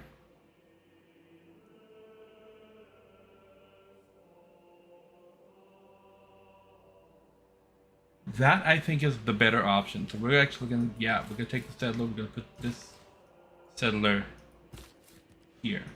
Right. You are going to chop, which is going to give us a little bit of production. Doesn't quite take us down a turn. But he chopped himself out of existence. That's a thing that can happen. You have to be careful when chopping. Oh yeah, I was gonna check what are you talking about? Oh, her pearls. Oh, yeah, she does have a lot of pearls going on here. Yep, this is Theodora. Theodora has the pearls. Oh, a drought. Okay. This is the city-state up there. Divide and rule, a sound motto. Unite and lead, a better one. Okay. Okay, but now we get to choose a civic. We've gotten here political philosophy, which was good. That's what we were looking for. Theology is where we're going to now, which is boosted because we found a religion. We're going to get that envoy, and then we're going to go get defensive tactics and recorded history. And then I think we're going to go straight to monarchy. We're going to chop that forest, which brought Himiko's production down to 1 turn. So yes, we get Himiko on the next turn. And that guy, once again, chopped himself out of existence. It's an unfortunate thing. It can happen. We're going to move this guy over here to protect our settler. And we're going to found a city right here. Your knowledge of sailing has advanced considerably. Texcoco is not going to be the name of this city. We're going to name this city Atresta. If I can spell. Bam, Atresta. And now we're going to see just how angry they get by me founding a city right there. Okay, meanwhile, we're going to try to convert our religion over here. Where is that other guy? I have a missionary walking somewhere. Oh, there he is. There he is. We're going to change him and walk him down here to Atresto to get Atresto converted over to our religion. And then this guy's going to found right there. And I am feeling pretty good. Now, my biggest concern... no, I'm still in my golden age. They got mad. What do you mean they can't get mad? They got mad that I had a golden age. Miss Pearls over here said it was bragging that I had a golden age. But my major concern now is somebody sailing over here and settling my coastline. I don't like that thought. So I'm actually going to take you, send you over here. I'm going to take you and send you over here.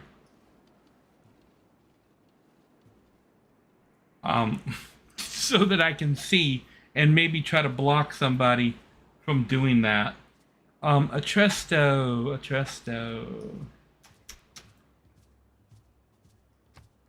What are your yields looking like? A whole lot of nothing. Okay. So I need to...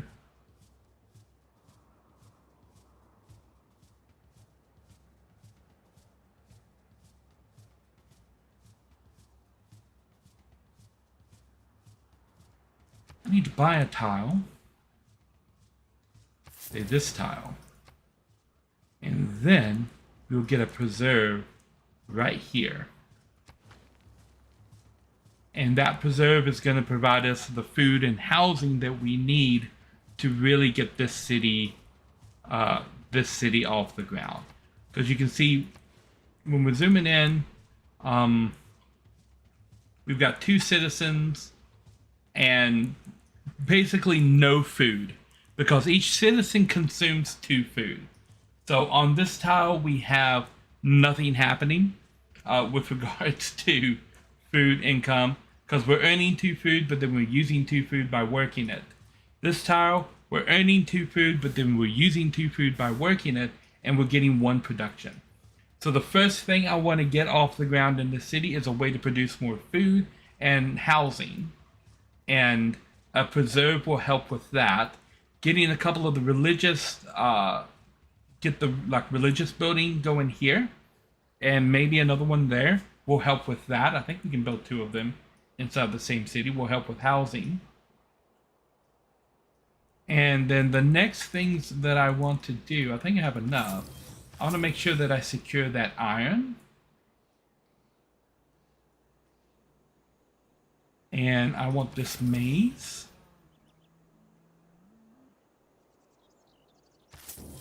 And that salt. And that's going to give us 2 more gold production here. And next turn, I'm going to see about buying this tile, which will give us more food production. And this is what's going to be like pissing her off a little bit. This is the last line of my border here. And her city could definitely afford, like, I think these tiles around here. I kind of want to wait for this to finish but that's 65 turns away.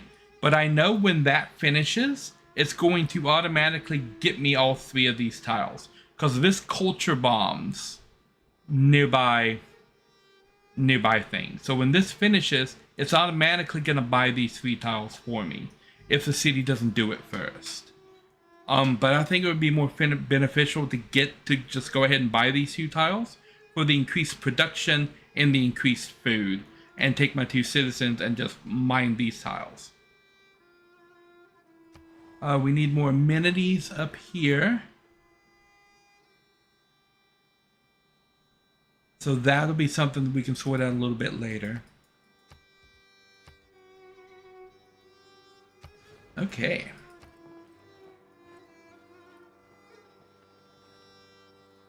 Now she might consider this me expanding into her territory, which is why she would be angry about it. Yeah, it's not like I called it a golden age. Here's Himiko. Himiko is awesome. Himiko can immediately go up there. She would be up there in 5 turns. Alright, and now we can take a look at what Brandonshire needs. Brandonshire is displeased. They are not making enough food. Let me see if we can sort out our food issue.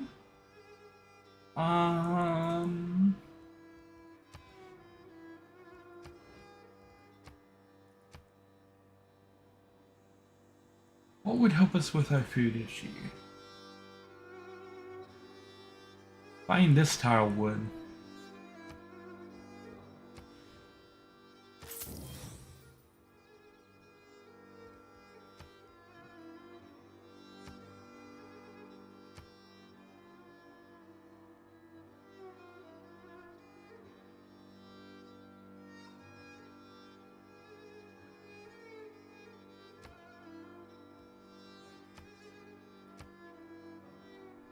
So that's a food focus, and that's going to help us out. Okay, so 1 amenity of 2 amenities that we require. So if I get us this and that resource, that should help out with the amenity problem. So our production should be going towards builders right now.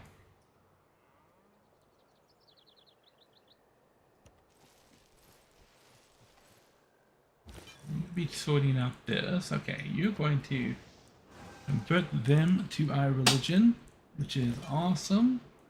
And then we're going to wander further down into their own territory here.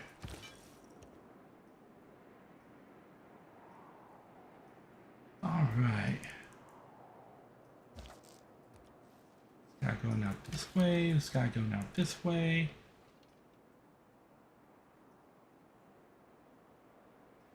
And the settler moving down to here. They actually suggested I settle right there instead of right here, which I might do. Oh yeah, that would actually be a better place. This would actually be an even better place.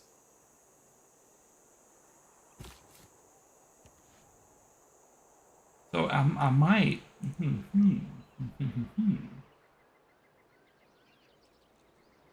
If I settle here,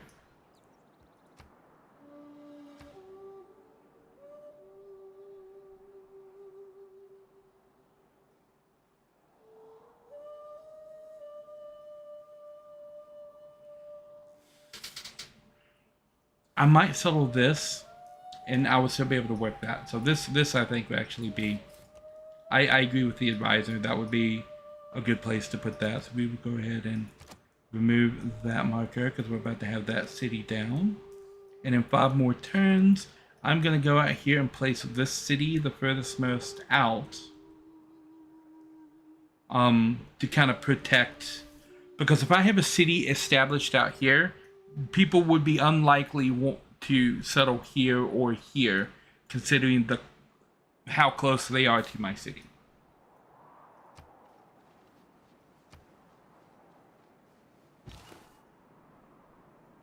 Okay, stop by here to convert a Tresto real quick, and then continue on down in a that would lead direction. You take out that guy.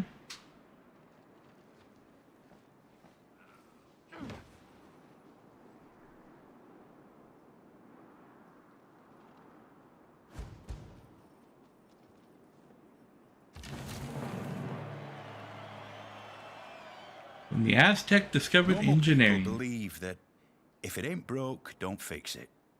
Engineers believe that if it ain't broke, it doesn't have enough features yet. That's true. That is absolutely what engineers believe. We can no more have exact religious thinking without theology than exact mensuration and astronomy without mathematics, or exact iron making without chemistry. Okay, well, yeah. Walking past my city, big mistake, they're barbarian proof. I have archers in my city for exactly that reason. Choose a civic. We have theology. 7. So I open the civic tree to make sure that I'm going in the direction that I want to go. Recorded history? Built 2 campus districts to boost it. Games and recreation.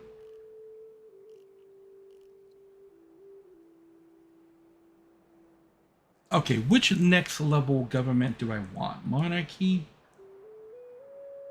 +1 housing per level of walls, +2 diplomatic favor for every Renaissance wall.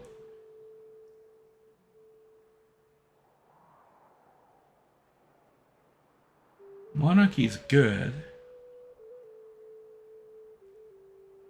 Gain 2 diplomatic favor per turn. Oh, that's really good.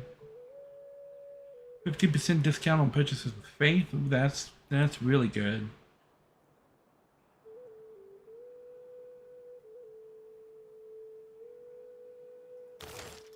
Okay, we're gonna take a look at Reformed Church.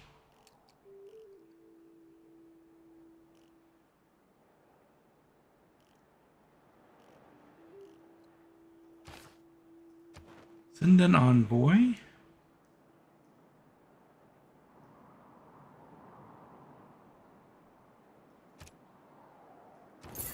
We're gonna start building our relationship with Hunza. Okay, we've got a civ right here.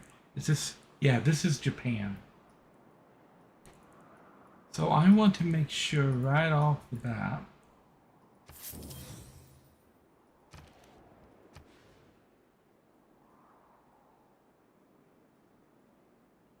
that I close that gap so that Japan cannot come over the mountains with their culture here. Okay, let us see about making a deal. I need the iron.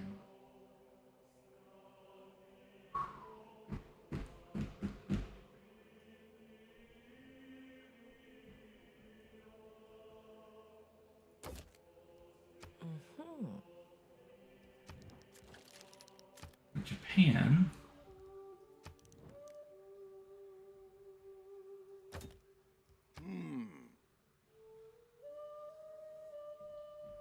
Japan will deal for honey.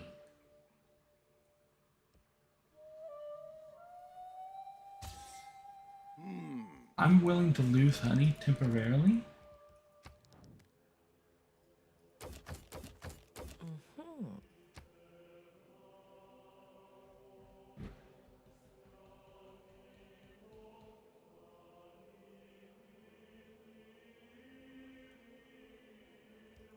No.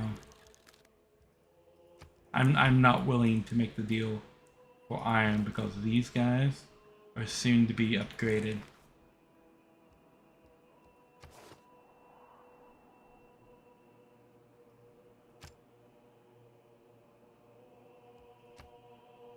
Okay.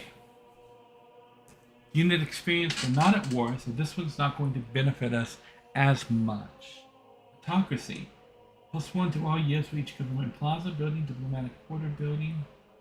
+10 towards wonders. But I think this towards great people. And all cities with a district receive +1 housing and +1 amenity. Switching to a classical republic is going to be huge. Mainly because it gives us all of these policy slots that we can now do things with.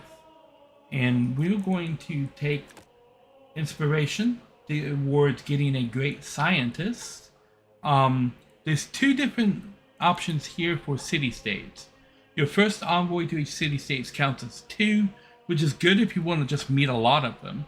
But this one, +2 influence points per turn towards earning envoys, which means I'm going to be earning envoys at a steady rate now with that one, which is going to be hugely beneficial. +2 gold from all trade routes, that is pretty good. 50% production towards settlers. I'm building a lot of settlers right now to fill out my empire, so that's actually going to be pretty good for me. Reduce the cost of purchasing a tile by 20%, which I'm looking at, but I think I'm actually going to go with +1 production in all cities, which is going to stack with this a little bit to help me get those settlers and cities out there to make me feel a little more secure. So this is going to be my policy agenda, and now we've dropped to 2 instead of, I think it was 9 for production of that settler right there. It's now cheaper to buy tiles, but I still don't have enough gold. I need to purchase this tile as quickly as possible, if I can. I'm not sure if I can, because of where it is. But we shall see. Okay, let's go ahead and go into the next turn.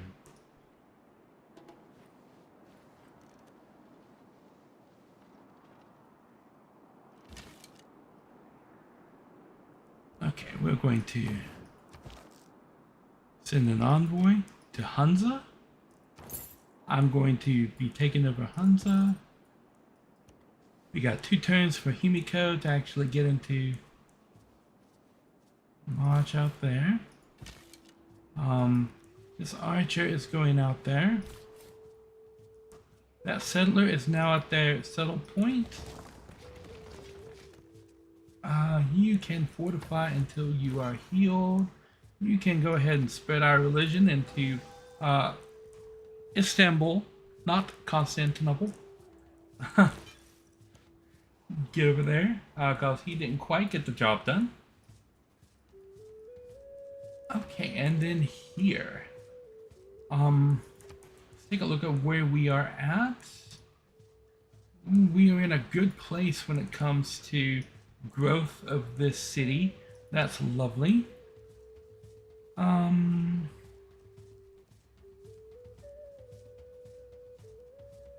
They're wanting to build an aqueduct.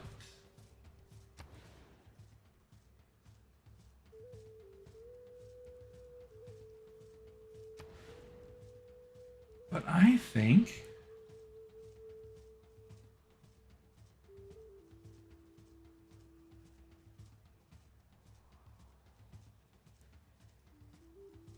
do I want to put the government plaza in that city?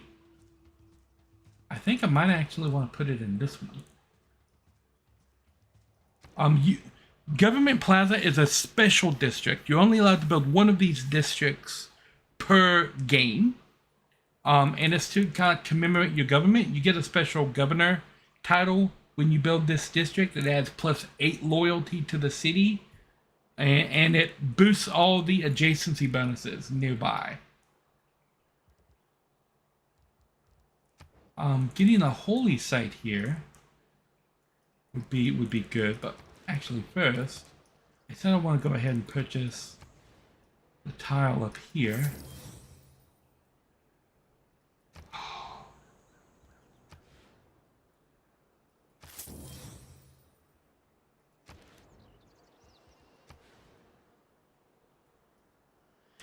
we might we might not be able to get that tile from Japan. that might be Japan's little toehold into our kingdom there. Because in order to get that, we're gonna have to get it with culture. I could get it if I can build something here that would culture bomb. So I could buy this tile and then culture bomb and take it. Possibility. That's a possibility. We're gonna go ahead and get a monument going here so I can dedicate to another hero. There's a lot of stuff happening out here that I really want to start trying to take advantage of. Buy these few tiles, buy that tile and that tile out there. To take these resources, but I gotta protect this bay here to make sure that gets done. Barbarians around Brennanshire. Oh, not for long.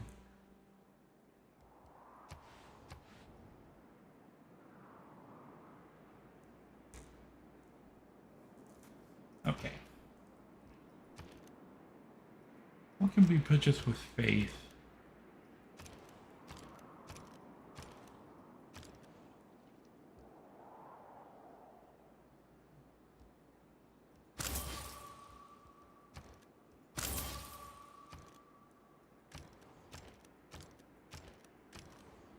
We need to get more faith buildings down, because I'm at the point now where I want to start looking at building apostles.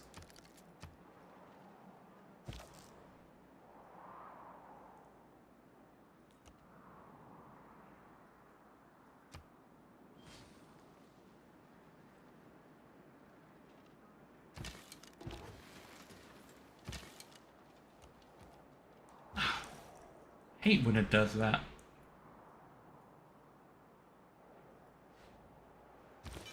Okay.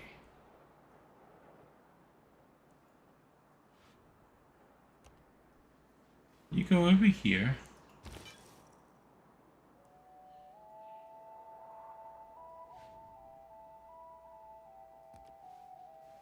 You go up there.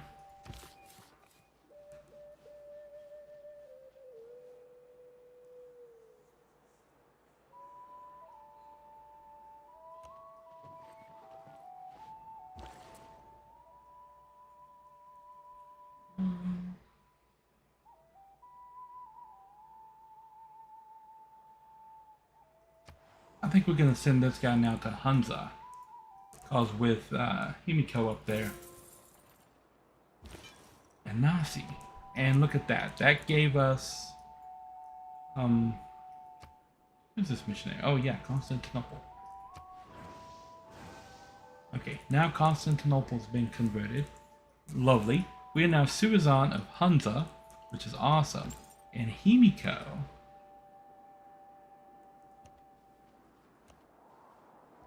is now going to use Himiko's charm. And bam, look at this. Bam. And we get the extra faith. Yes. Did I want to talk to you, Japan? I don't think I did. Go away. Okay, so now we can see a little bit inside of Japan's borders right here because we are Suizan of this city-state. So Himiko is going to get us locked in on this one. And it might be prudent to see about putting another city up here to prevent Japan from coming over those mountains altogether and lock out this whole area as our territory. So I'm looking at putting another city down here to lock off this peninsula, and up here to kind of lock off this area. Now, if I'm looking right here, I don't have a whole lot of options for where I would put my next city. The closer this way I go, the closer I am to Japan's borders. Anywhere I go up here, I'm going to be hitting a culture issue. And I'm not really going to have my whole empire to back it up. So going up here, putting a governor in fact, putting the governor that's in Brandonshire, this guy, up here, and building my my governmental districts would be hugely beneficial for doing this. I doubt Japan is going to try to put a city out here. Just because there's no favorable place to put it, and there's no clear advantage for him doing that, other than to have access to the city-state, which I don't want him to have access to. When we're looking at this from a production and food standpoint, having access to all of these tiles will help with the food greatly. So it looks like the place to put it would be right here on top of the copper.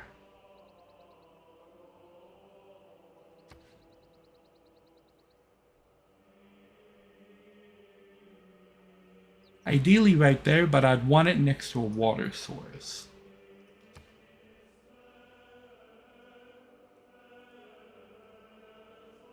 If I'm going to be taking a 20-point deficit, it's going to claim this area, that area, and competing for that tile.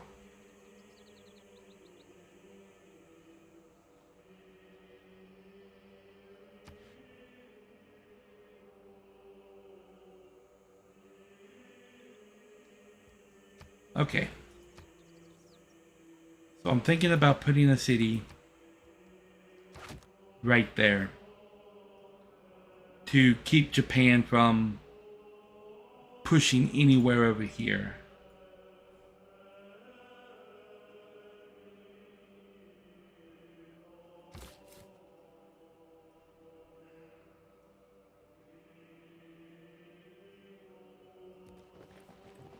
And that's going to be my next move.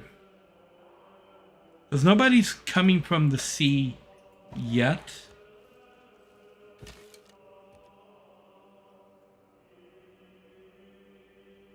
Once I get this guy here, I'll be able to see the whole coastline.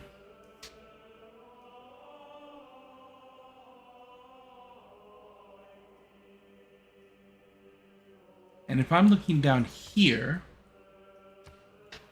for a city spawning location,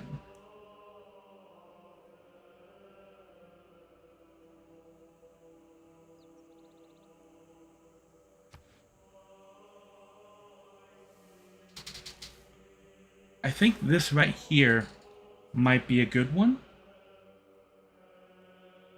I'm going to put an initial tack right here as a possibility. All right, right here, I'm going to take a quick break. Be right back.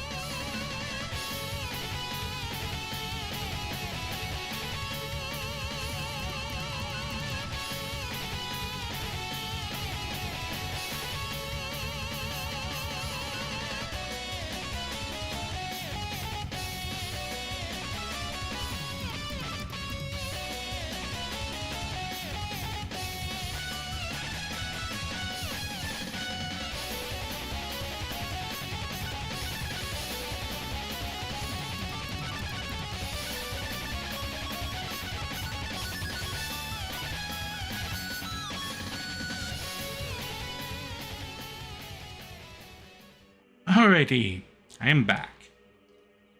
Okay. This is ambitious. And before I really nail down where I want to make sure, I want to know if this is a peninsula or if this connects over to here.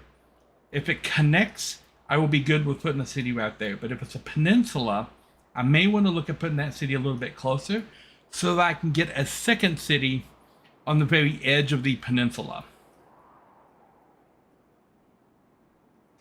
More housing in Tresto. Yes, I'm working on that. I didn't rename the city. Okay. What cities do we have? We have Brandonshire, we have Tresto, we have Avaria, we have Grandice. You know what? You know what we don't have? We don't have Valiance. You are Valiance. Okay, yeah, and we need amenities in Valiance. We're working on amenities in Brandonshire right now. What are you? Somebody has completed a wonder.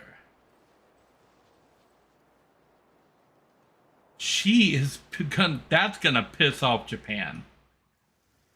Natural disaster occurring. Locusts.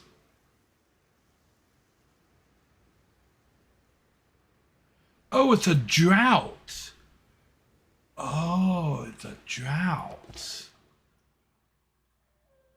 Well, I've got a normal era next turn. I've just barely beat out going into a dark age. I want you to just alert right there. Let me know about that. You give me more points for my city-state up there. I'm gonna take Hunza the old-fashioned way. There's a drought up here. Gotcha. Grandice needs more food. They are starving. So I'm gonna switch you into a food production. And one turn, we're gonna have that holy site completed. And we'll look at probably building you a preserve. Brandonshire, we're working on those amenities for you right at this moment. We have that new settler out here, so we'll go ahead and send that settler over there. Where's our other settler at?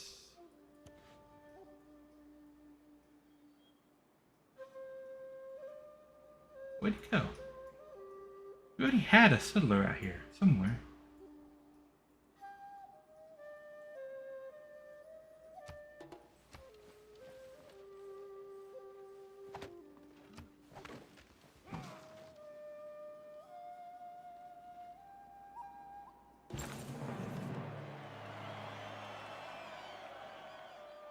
If bread is the first necessity of life, recreation is a close second. True. Yeah. Go up here. I don't. You might be the other one that I was looking for. We want to send you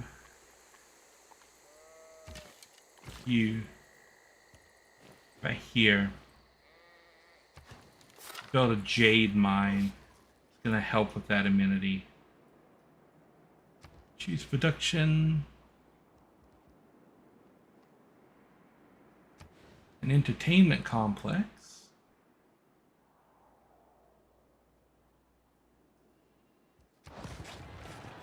That's gonna help with an amenity right there. Choose production in Grandice.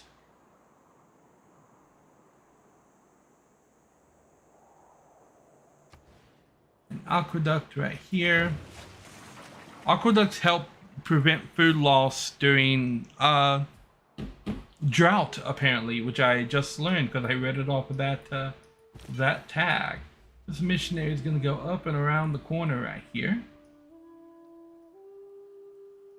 And putting a city right here is just basically protection. Because the only way around is through that little narrow part right there. So I'll put a city right there and name it Thermopylae. No, I'll put... This is Thermopylae. Well, no, there's a volcano. Yeah, I'll put a city right there and name it Thermopylae. If you know, you know, right?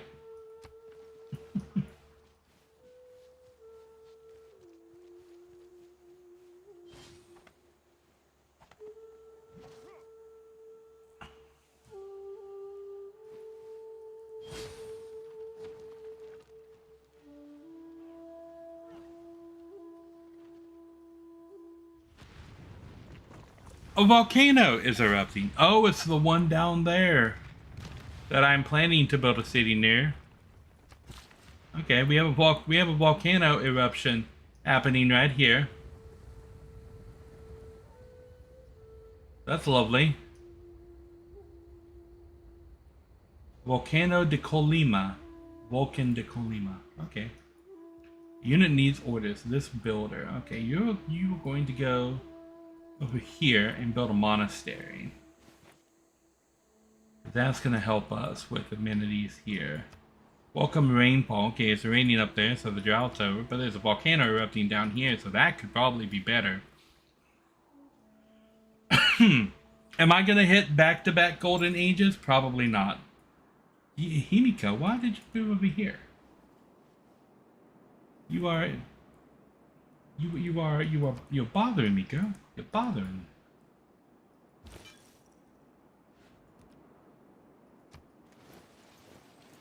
me. Hooray for narrow passes. Yes.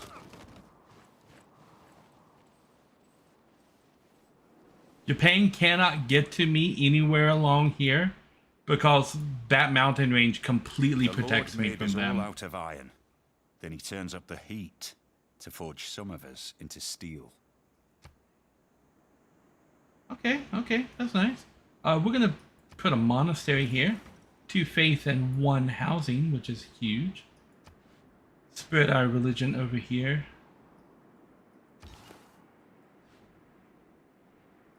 Okay, it didn't convert them, but hey, Gifu has converted, and Sendai have converted all on their own. So my missionary coming in here from the top is gonna really help push our religion all throughout here. And once I get Akkad, Adrianople here, Adrianople, it's gonna be pressured from both sides, and from the bottom, and from the top. So they're gonna be converting very soon, of their own accord.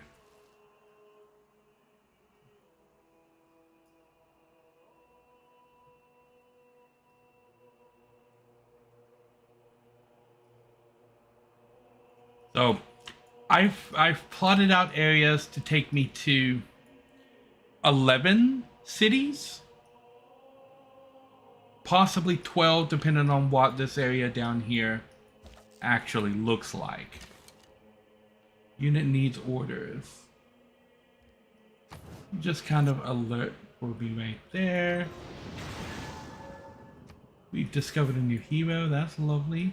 Unit needs orders.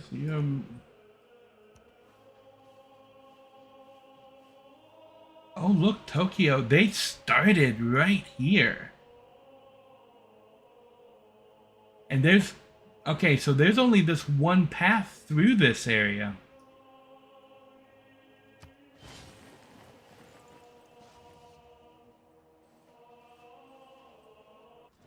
Εμείς ποιούμεν τη δύναμη και σκευοποιία και σκηνές και την ποιήση και τη χάριτη. What does that mean? What does that mean? I don't know what does that mean? Oh, I mean, okay? Speak English. Or what language? Theodore is Byzantine. What language do the Byzantines speak? Are they Greek? Speak non-confusing Greek. That's where I'm gonna go with that.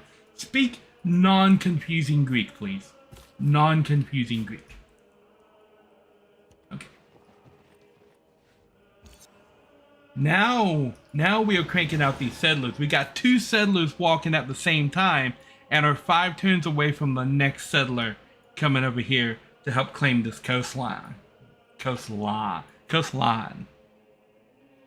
She didn't sound mad, but like, what are you talking about, lady? Like, oh, we all something about building props for the stage. I don't even remember what she was saying, cause I don't know. She confusing all of us. That's what she's doing. Do I want to put a holy site next to a volcano? That seems precarious. Do I want that one little adjacency bonus for being next? You know what? Let's do it. Holy side of the volcano. Why not?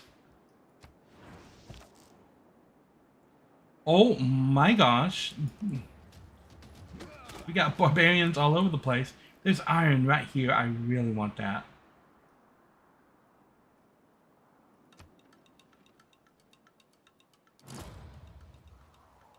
What's happened? That was a sound. What does that sound mean?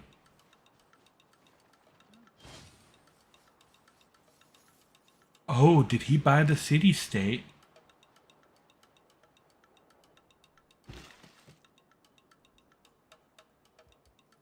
You know what, Himiko? To this city-state. We're gonna spend the rest of your charges down here. Brandon, no, worker. You're going to give us a plantation right there. You converted. That's lovely. You convert in 5 turns. I think we can speed that along a little bit, but just walking over here and boop. Get off of my city spot. Scram. It's my city spot. Is that a swordsman? No, they're a warrior. Okay. Can we convert Tokyo? Maybe one more charge is all we need to convert Tokyo. Okay, so that was just a normal shift in envoys, but Himiko is going to help with that, and she should be able to get there pretty quickly because we have a trade route to that location.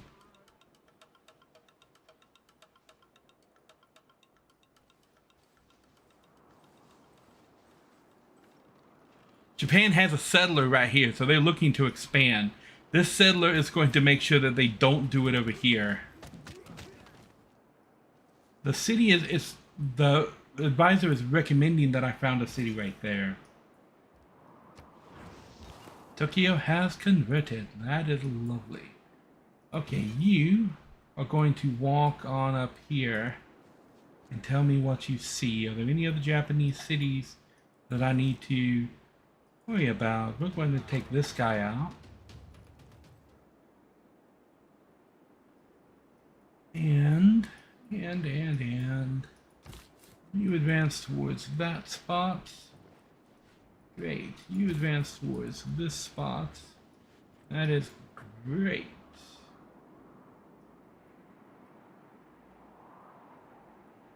Next turn. Next turn, next turn, next turn.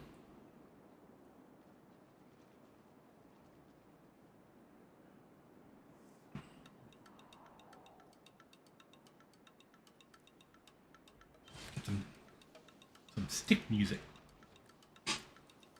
I don't know what this kind of music is called, but it's catchy. Eureka! I've lived through some terrible things in my life, some of which actually happened. Ha! Spoken like a writer, Mr. Clements. That was Mark Twain. What was his name? Emmanuel Clements or something like that? Like that? Mark Twain, not his actual name. He is, that was his pen name. We're gonna put a shrine down there. Oh my god, you need to wander back into my territory so I can upgrade you into a swordsman. That's what you need to do. A governor title. Oh, governor title. We're gonna promote you here so I can get a copy of all the luxury resources from up there. We will alternate between putting in a new governor at a location and upgrading her with our upcoming governing titles. Look at all of the yellow, the beautiful yellow of my religion. This is my religion's influence right now. And I am earning gold, like 4 gold per every city that is part of my religion. Can I purchase an apostle anyway? Do I have a temple? Can I purchase a temple anywhere? 240, I need to purchase a temple. But I have to have a shrine. Okay, so I can purchase a shrine. And then I can purchase a temple. And then I can purchase 2 apostles. And upgrade my religion. This is how religion works. If you can't upgrade it right now through deeds, buy it. Is there a temple Zilla? I do not think there is. But I can just buy everything I need. Oh, Japan has this. That's the other side of the continent. I own 90% of this continent, and I am about to take more. Okay. My civilization is larger than both of theirs combined. I really need to increase that military score, because that number is getting kind of low. That being said, can I buy swordsman? Bam. Okay, we'll buy swordsman. Put it right there. That's gonna boost that a little bit. Can I buy? What can I buy? A scout. Scout is not even good. We're not even gonna talk about that. Not gonna talk about that scout. Himiko, get your legs moving, girl. Walk it. Walk it. Get you there. Get you here. Why is that archer in my way? Just making me go around. Okay, yeah, so Japan, not having a whole lot of area up there. Okay, your name, you are IOC. IOSI is how you spell IOC. IOC. And IOC needs to purchase some tiles.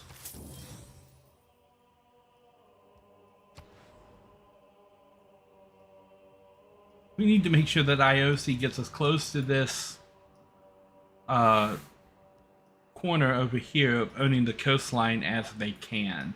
There doesn't seem to be any like fish or anything along this coastline, so I think owning up to the coastline will be fine. Down here, I kind of want to own more into it. So I'm thinking about putting more towards the coast here and see about culture bombing this little section here in the middle. Choose a production and grandees. We are going to be going for swordsmen or archers in pretty much all of our sections right now to get our military score up. Because I need to have an archer in every city and a swordman standing beside every city, I think. On my next turn, I get to perfect my religion with those two apostles. You can walk up here. Whenever you don't have open borders with somebody, using a religious unit to scout their territory, super useful, because religious units are allowed to go through territorial borders, and there are no like negative ramifications of that. Did I just click the button without doing the thing? Oh no, it wasn't actually my turn. That's right. It just updated that unit and I had to give them new orders. Gotcha. Now all the people are doing things. Okay, we have an apostle. We're going to evangelize a belief, which is going to allow us to choose a new belief to add to our I'm not lying religion. Missionaries are possible. Apostles. Apostles. That's what my apostles are now called. They are apostles. 30% cheaper to purchase. Okay, religion spreads. City 30% further away. Don't really need that.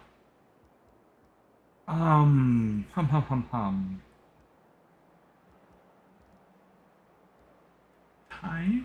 Less construction of cathedrals. Plus 3 faith and 1 slot for religious art. That might help. Meeting house plus 3 faith plus 2 production. 3 faith and 2 science. 3 faith and 1 diplomatic favor. That might be useful. The good water. 3 faith and 2 food. 1 housing.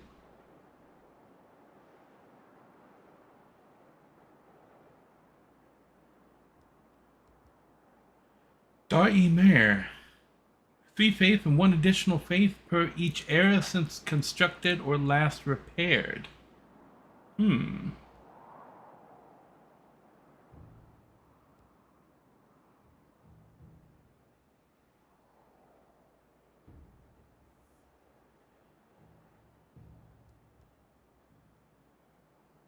Let's see.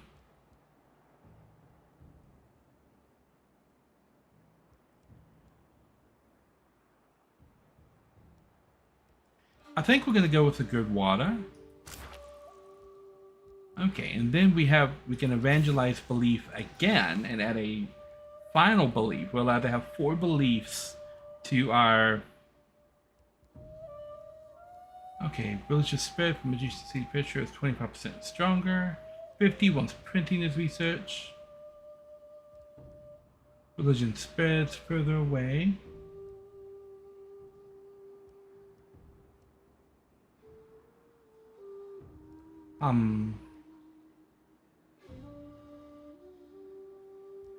I think scripture is going to help keep our religion dominant in this area. We're going to send an envoy to here to give us 12 in Armagh. Because Himiko is going to Hunza. And she will be there next turn.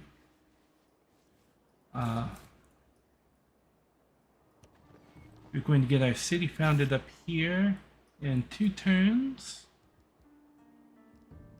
You can fortify, alert inside that city there. That would be great.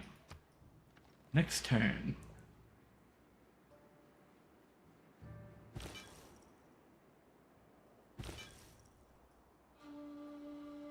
Okay, I'm going to walk you down here because I want to see what this part of the coastline looks like. We've currently got this whole continent following my religion.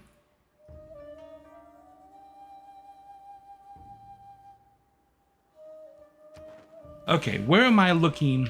Where am I at? I'm leading? No, I'm dead last in science. Japan is leading in science. I am leading in culture. Japan is leading in domination. I am leading in religious, of course, and I'm further along the religious path than anybody else is. And Japan is leading in diplomatic. I'm 2nd place.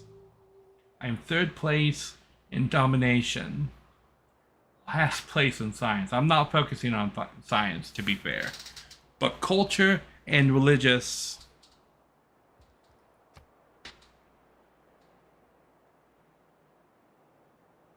At 250 turns, I'm in 2nd place in culture. Okay. Get a new settler on this turn to go out here and start taking over that coastline like I want to.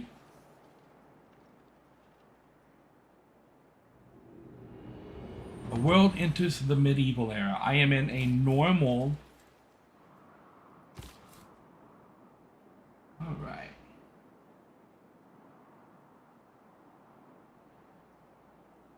Kind of wants me to put it right there.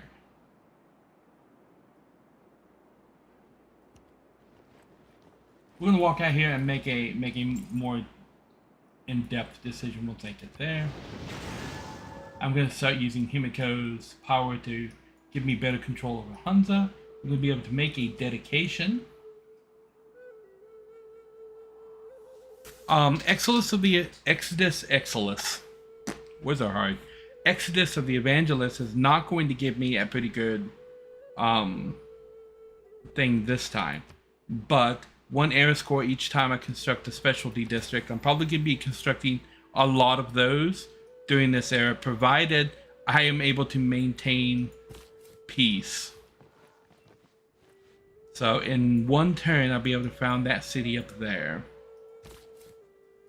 5 turns for that one. So about when I get this city founded, that settler is going to be producing, which is lovely.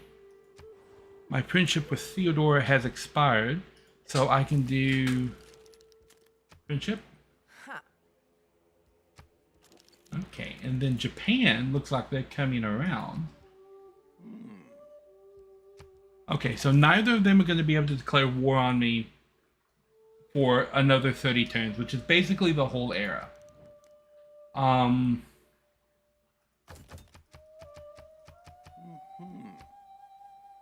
10 gold for 2 horses. I will accept that deal.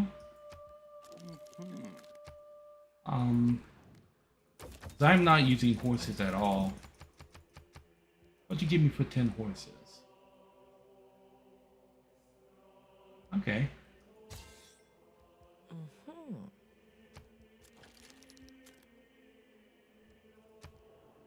Okay. So deals that they find in their benefit. I still don't really want to give them open borders. I don't want them to be able to get to this side of the continent. That being said, I need to purchase... I need to make absolutely sure they can.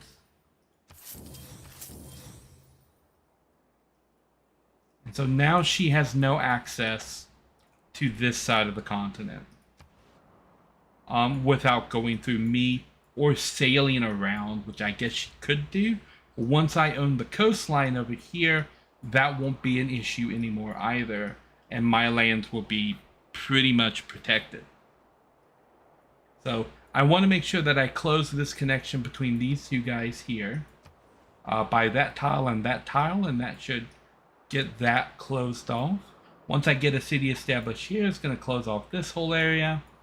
Once I get a city established around here, it's going to close off this area, and that city is going to close off that area. And then we will see what I have to do to close in this. I might be able to put an additional city right there, maybe not. And I am going to be... how long does it take you to walk one step, dude? Fortify until healed. And then he's going to turn into... a swordsman. You step into my territory right there, and you're gonna also turn into a swordsman. You walk up here and establish yourself in that city as the protection for there.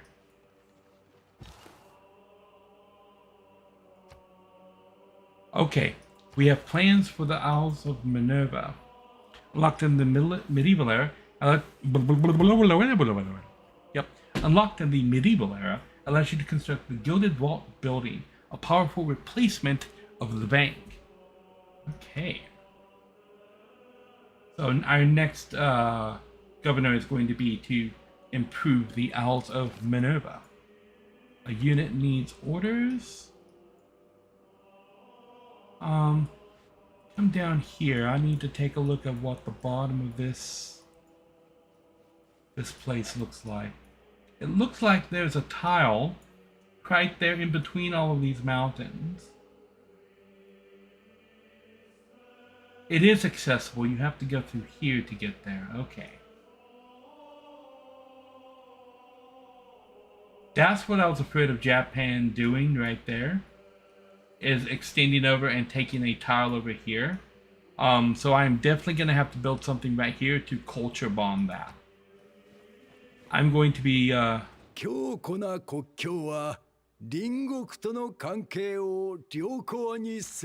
I completely agree. Strong borders make for good neighbors. That's why I'm keeping you out of mine.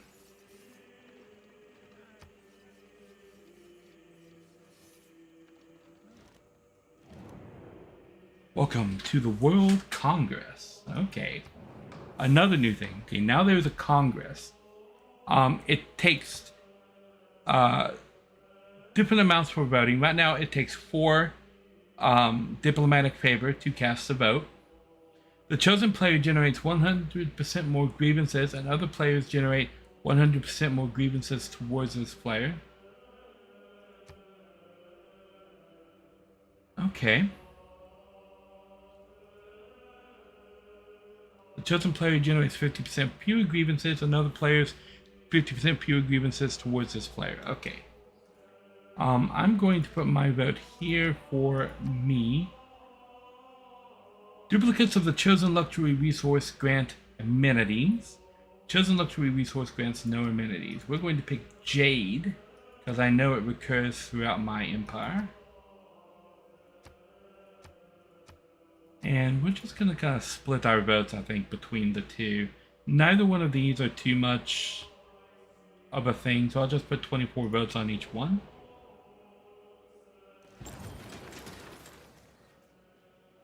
The chosen player generates 100% more grievances, another player is 100 more. It's a player that I haven't met. I'm totally fine with that.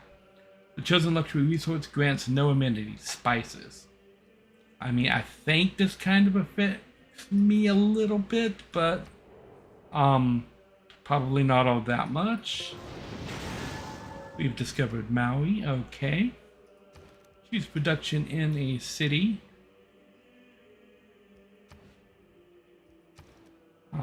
We're rising. Okay, so I think we're fairly well established in this city. We're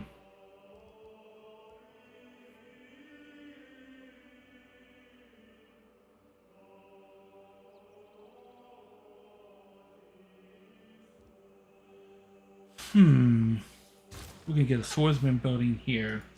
We're going to move this governor from here to Grandiz to stop that city from losing any kind of loyalty from this contact here with Japan.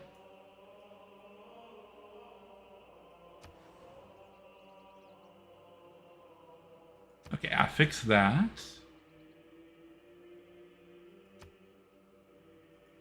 Discovered Maui. Okay, booyah. Greetings, Mr. Venture. Welcome, welcome, welcome. Okay. So we got this settler moving out here, and we're going to pick a spot for that city once we get out there. I think the advisor wants me to actually put it right here, which I might be tempted to do that. This guy needs to just go ahead and step over here. What are you? Oh yeah. Oh, that's a hero. Okay. And we're gonna get this city to produce the bread and circuses after they build that swordsman right there. Invincibility lies in the defense. The possibility of victory in the attack. I mean, good enough. Okay, we're gonna go ahead and promote the Owls of Minerva up to ritual. Okay, oh, we got indoctrination. Unlocked in the industrial area, +1 wildcard policy slot, that's huge. +2 spy capacity, yes, we'll be able to spy by that point. Your city gains +4 loyalty per turn and +1 amenity when your spy is in their territory. Okay, that loyalty right there for indoctrination is going to be hugely useful. It's one of the reasons why the Spies of Minerva is such a powerful society to join. A unit needs orders. That settler is going to found a new city. Other civilizations look on in awe. Japan probably looks on in frustration.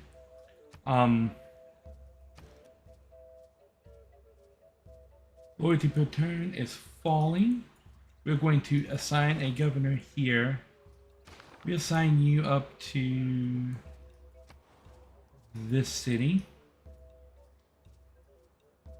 Grandiz is going to be here. We're going to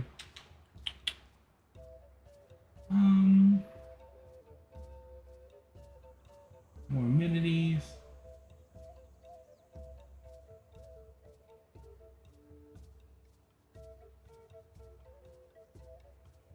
Okay. Follow the religion, right?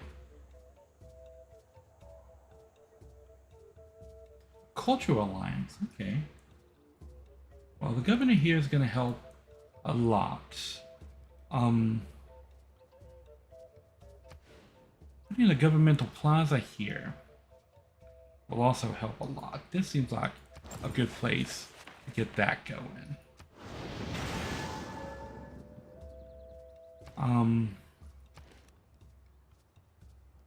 Building a missionary here. Sending you up here is going to help a lot with that.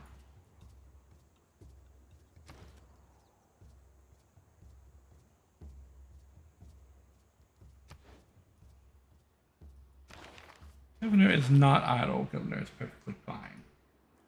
Okay, and we're going to need to get another governor soon and put it in Grandiz. Because I was afraid of Japan coming through this gap to try and take over more stuff around here, and I think they can buy that tile too.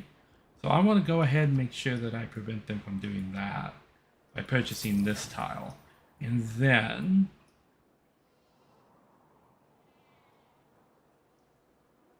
I'm going to have to look at production here. We're going to want to put a preserve.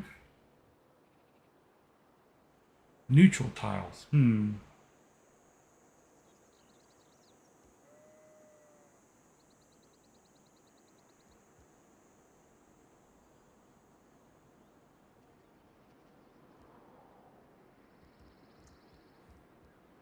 I have anything here that will culture bomb?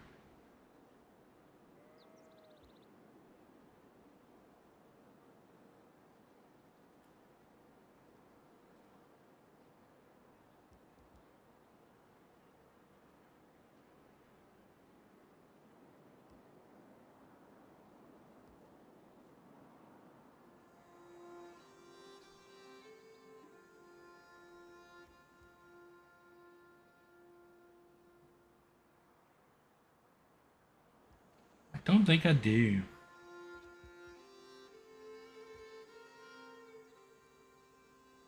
Okay, well, they can't come in any further.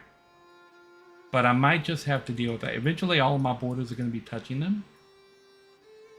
The government district up here is going to help with this a lot.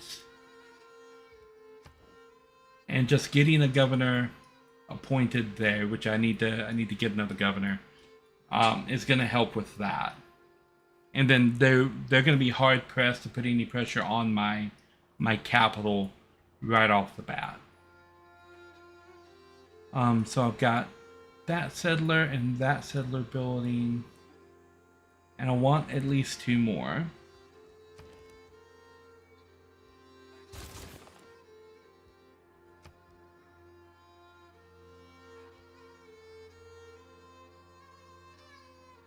And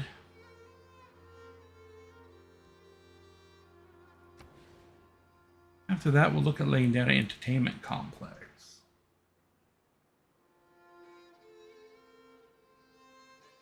Don't have any place where it's really going to benefit.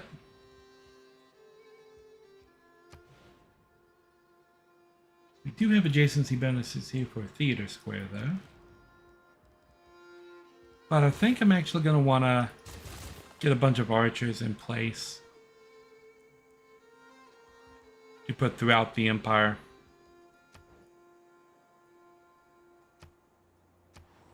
Valiants need more housing. We're working on that. They called this aggressive city placement, and I don't disagree.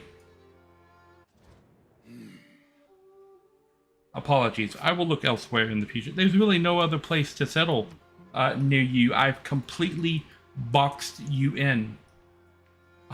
Japan is never getting bigger than this.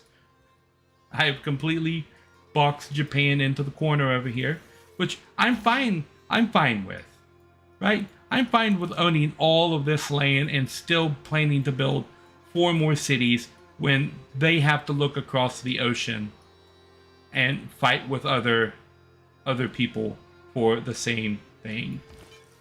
Like, I'm fine with that. I'm fine with how this story has turned out. Himiko is out of useful things to do. Okay, well, just sleep until you die. That is a way to put it. Just sleep until you die. That's the end of the story of Himiko.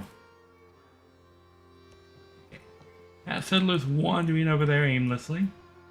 I keep trying to click on this missionary here. To send them down here, past Constantine. I can just send them.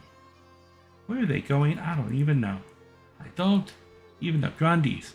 Grandes, I wanted you to build something. Well, shoot.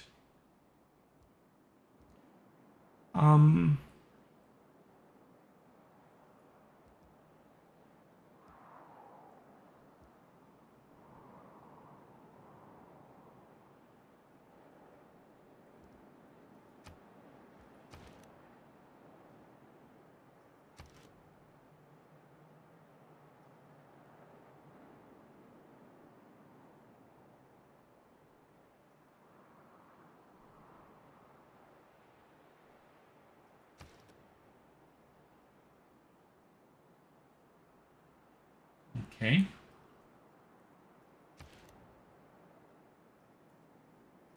Catholicism has invaded.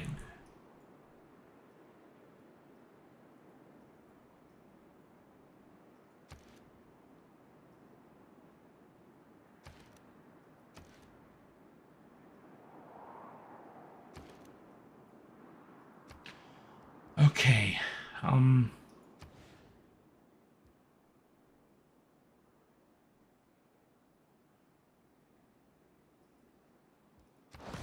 It seems like a place for the Theater Square district.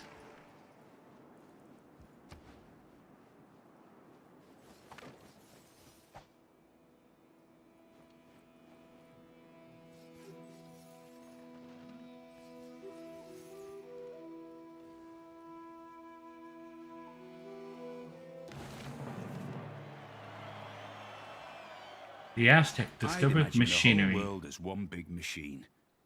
Machines never come with any spare parts, you know. They always come with the exact amount they need. I mean, fair enough.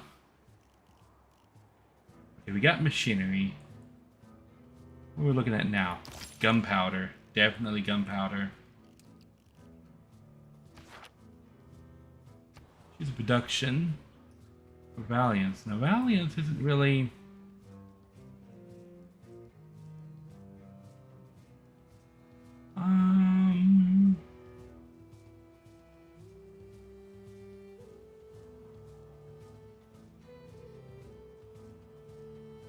Skirmisher.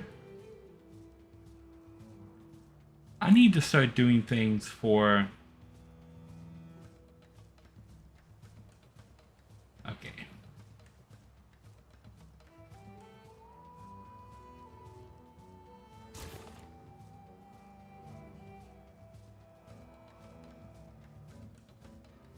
We'll get crossbowmen going. Yeah, and I need to keep an eye on this situation up here to make sure this sorts out the way I want it to. Writing means sharing. It's part of the human condition to want to share things. Okay, you move in here. Give me that religion. Go ahead and delete that pen. You fortify there. And delete that pen. Okay, it does suggest here.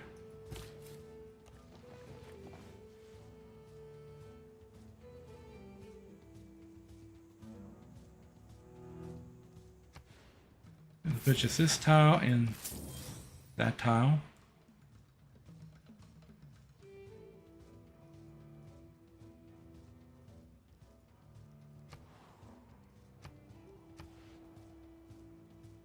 Okay, you can now wander down to here.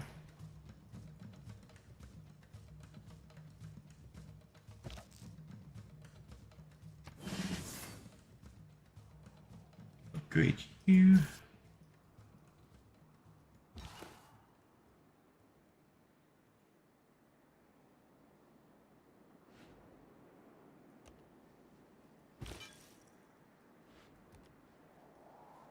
Wander through here.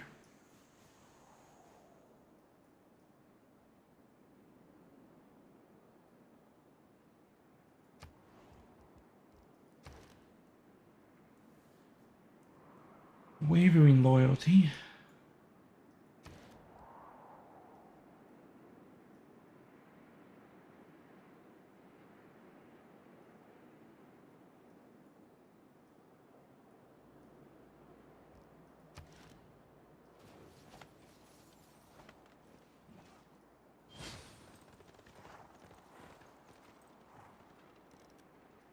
Okay.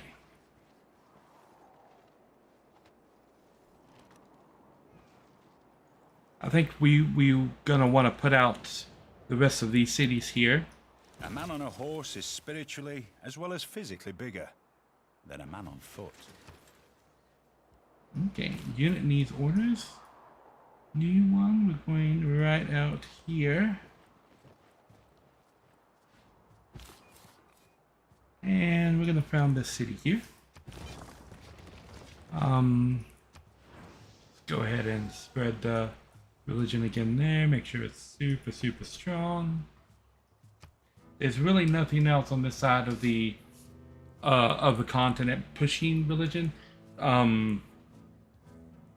The resistance is coming from the other side over there.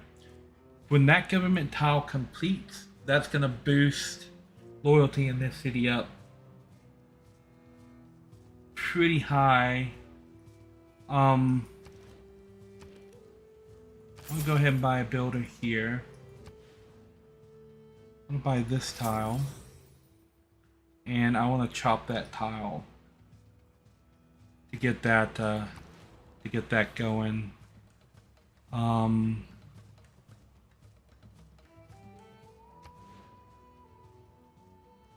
Get a campus going on this in this city here.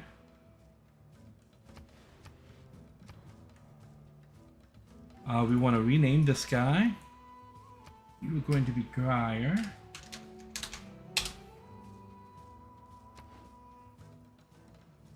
Oh, we haven't even renamed this city yet.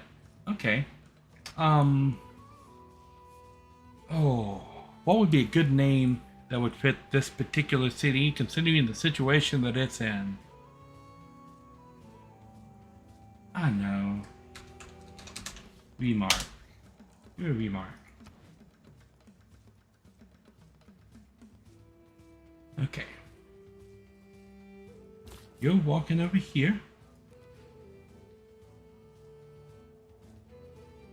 We're gonna hold off on putting the city down here until we get this situation sorted.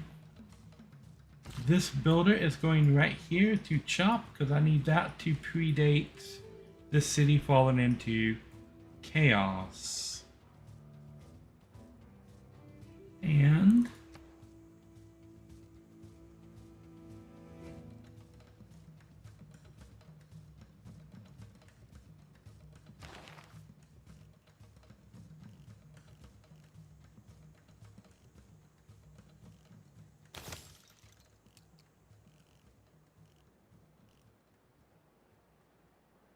let's get our seafaring nest going here.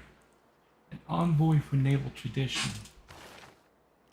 What gives me my next governor appointment? Opera and ballet, 26 experience. Colonialism, 26 experience. Oh, building. Okay. Never mind. Never mind. I'm good. I'm good with what we were going through there. Let's go for theocracy, I think.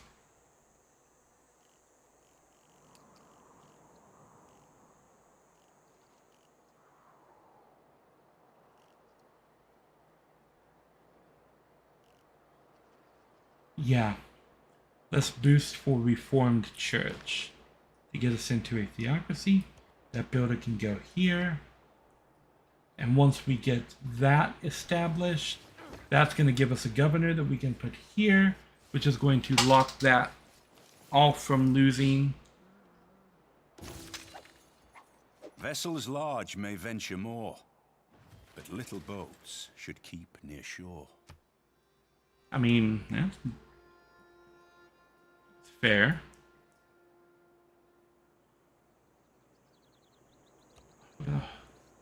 Walk this guy down to a Trusto there. That missionary. Just keep preaching, little guy.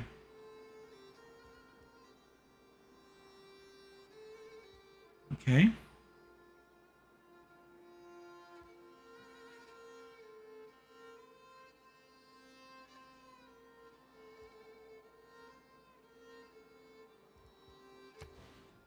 Ooh, we can build a campus.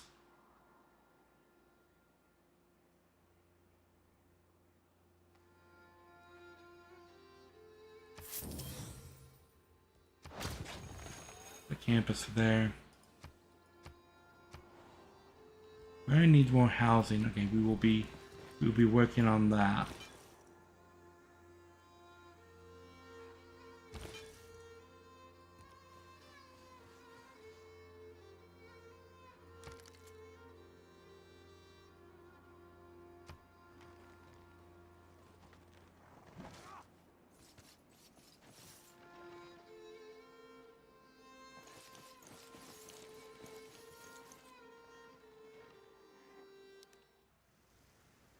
drought.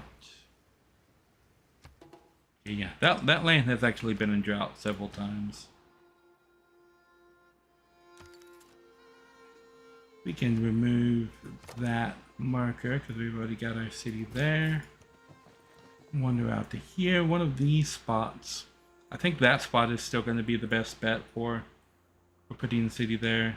So that's going to let me put that one there.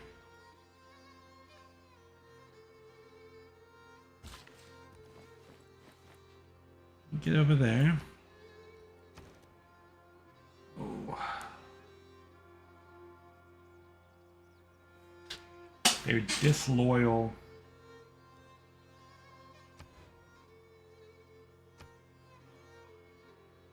Okay, I'm gonna try. I'm gonna try. I'm going to try and fix that as soon as I can. This is my area of concern right now. Fixing the loyalty issue that command that Japan is causing.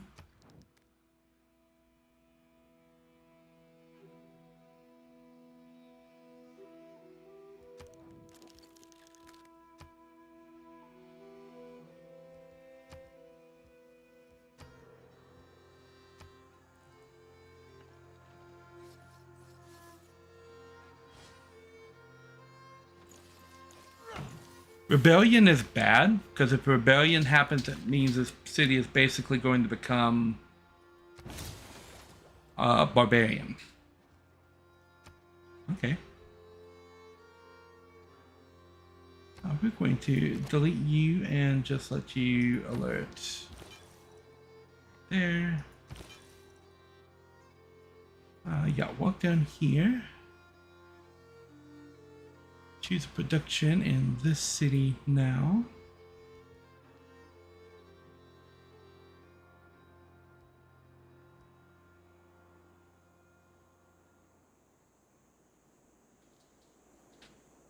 Okay. Audience chamber. Ancestral hall.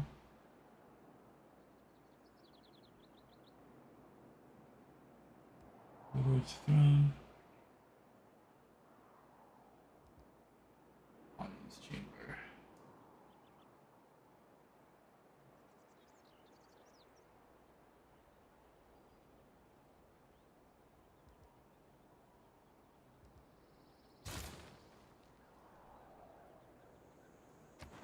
Send an envoy to that city-state.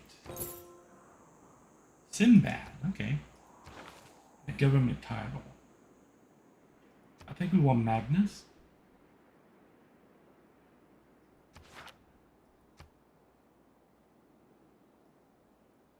We will put Magnus and Grandees. And that stops our political pressure problem completely in Grandees. We are no longer losing anything there. We are completely loyal again. And our production, which one was it that could do it? This one. Entertainment complex. If I swap this, 7 or greater. That's why I can't build it up here.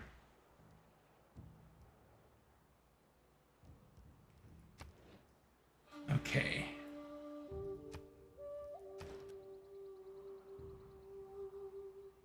Falling at a rate of 1. What can I do to improve that?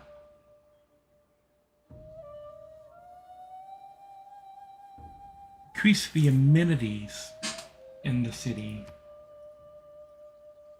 Okay.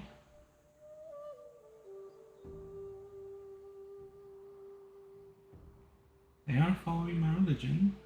Cultural alliance, which I can't do yet, but I can increase the amenities in this city by building a monastery here and there.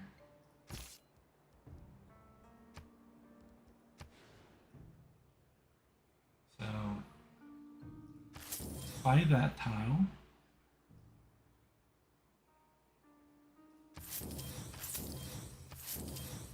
And is not going to push any further this direction.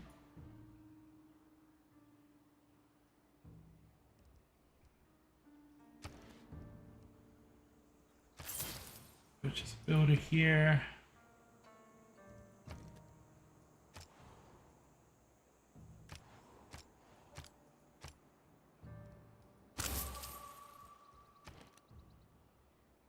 What else can we purchase with faith? Oh. We have been spending faith. Okay. I'm still a little concerned. Oh. Lovely. They just haven't been expanding down here at all. Can I just expand down here and take the whole bottom part of the continent? Just have two little baby civilizations sitting right here while I take over the world?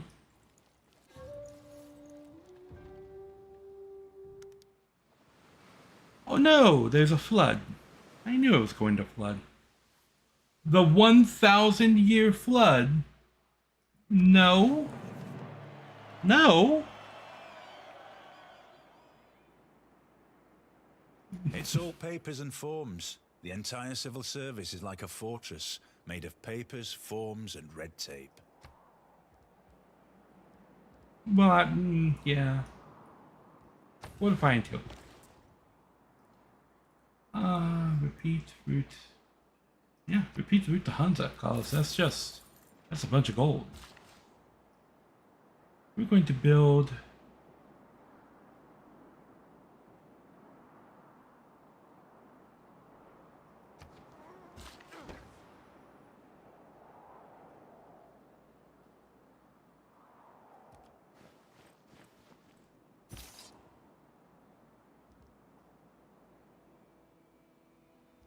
You can fortify it there.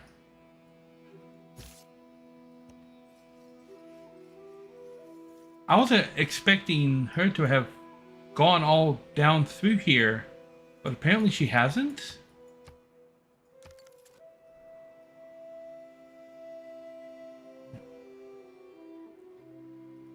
Okay, can I get another builder?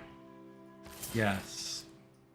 I'm going to improve every single tile around this city till it stops being bad.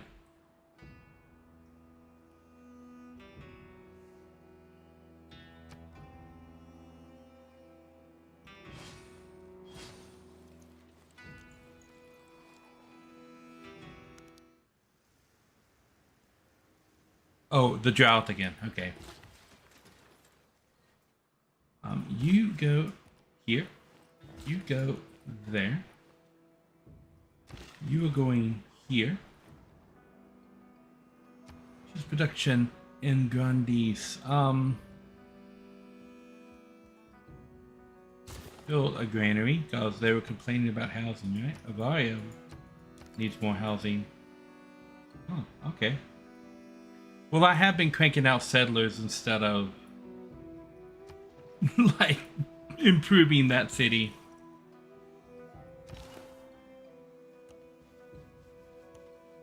Okay, this is what you do. You go right here and you get that.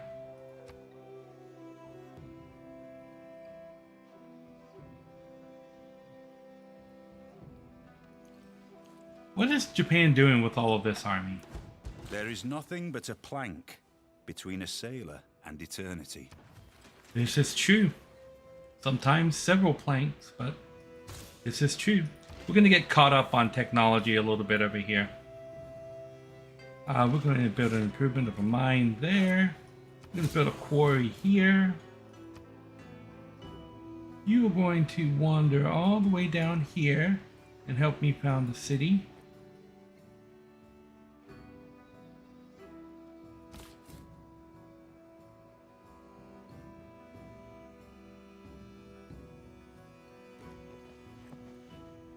I think we're just going to found the city right there.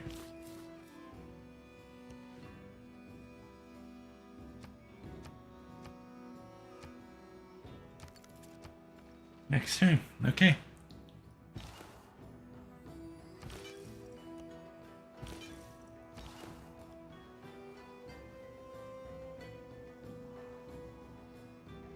So our continent spans from the top of the map to the bottom.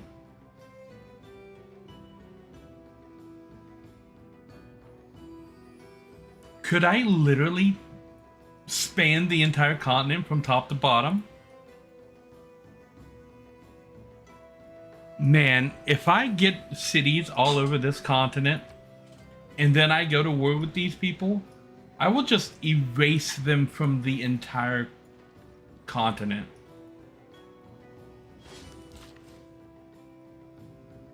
Okay, you can now go here.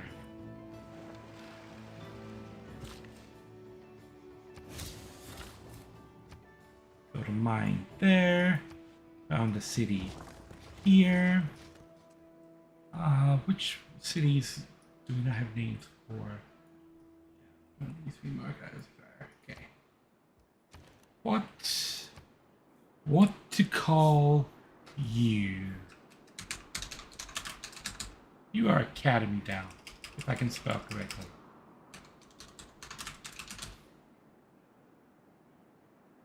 Yeah, you can be Academy Town.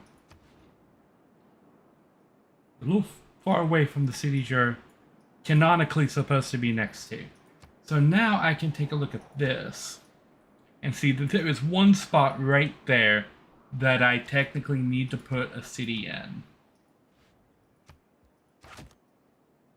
to claim out the area.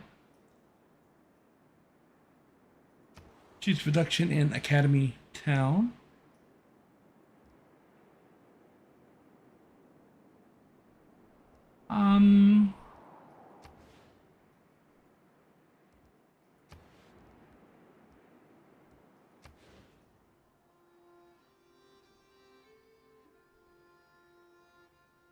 That volcano is the best looking place for that, I think. And we can boost this by getting a builder over here.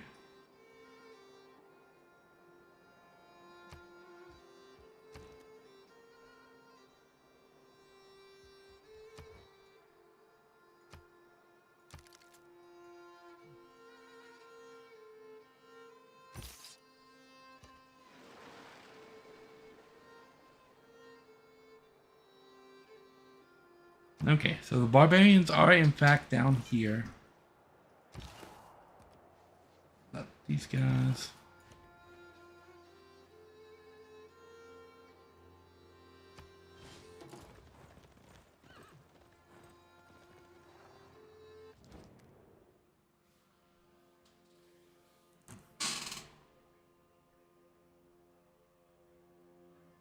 That's off the table. And that's off the table. Absolutely not. Why would I give you any kind of advantage over me?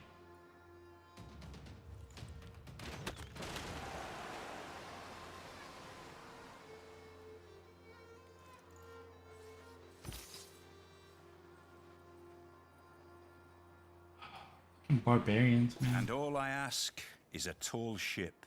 And a star to steer her by. Okay, we're gonna go ahead and get masonry. Production up here. How are you still faring? We're still falling one per turn. Getting everything going that I can, lady.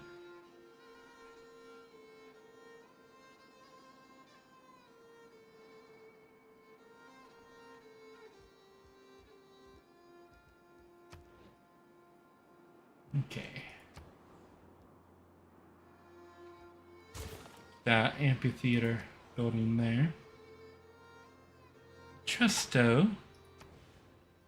Give us a harbor. That would be hugely useful. We're gonna have you chop.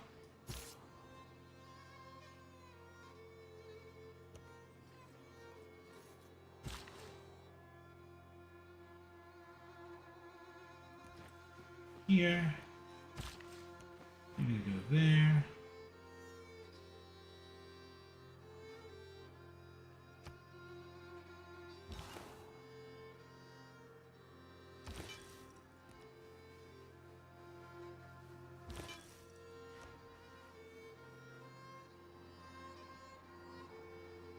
Okay.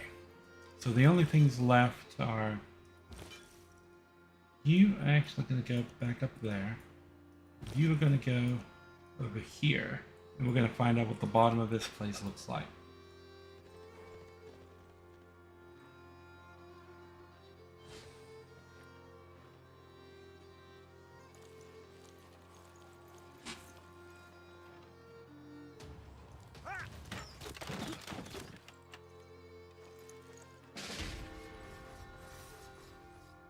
Each of us is carving a stone.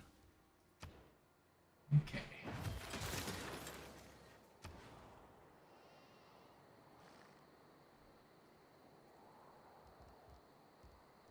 Greenshire.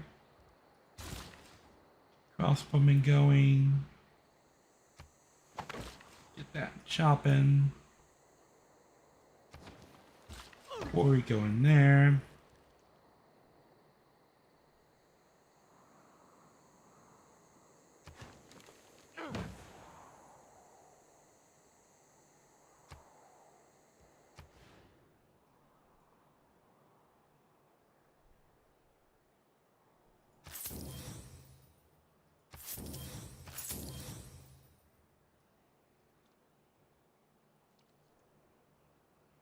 Okay.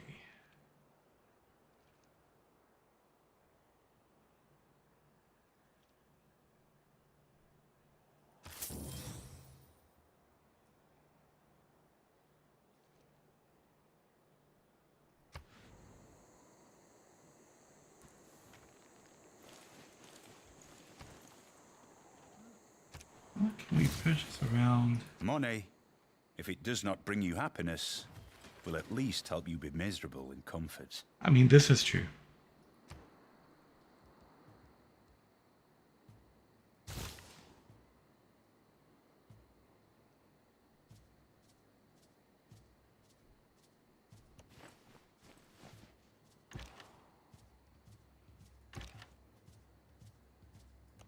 We're gonna have to send these guys down here.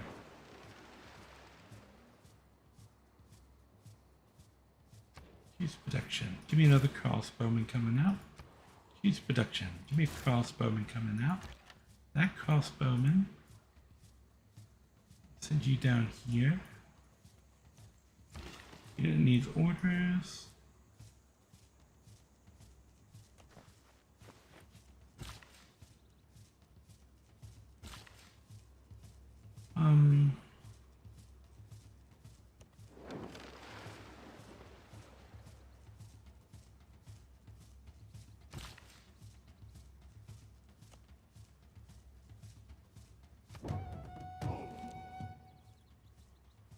Okay.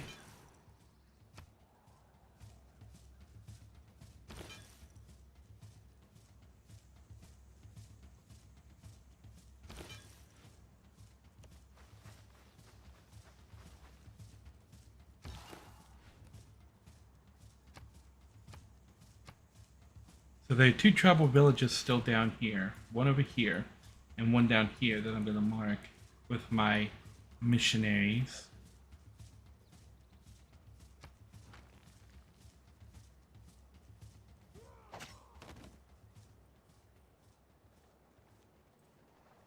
Maui, okay, they got a hero down there. That's cool.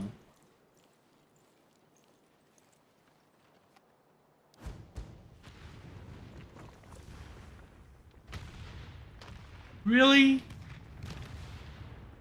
In democracy, it's your vote that counts.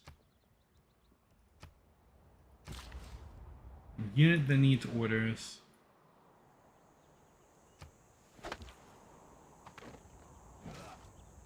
You just alert. You just sleep.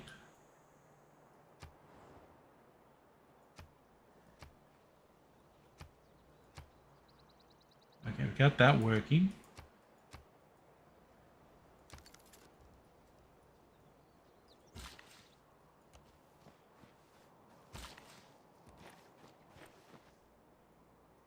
Okay, we got that going.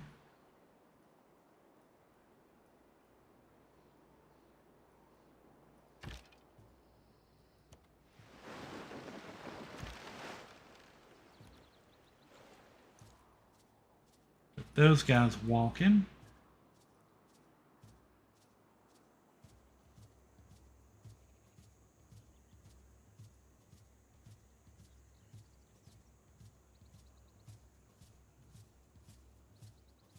Next turn.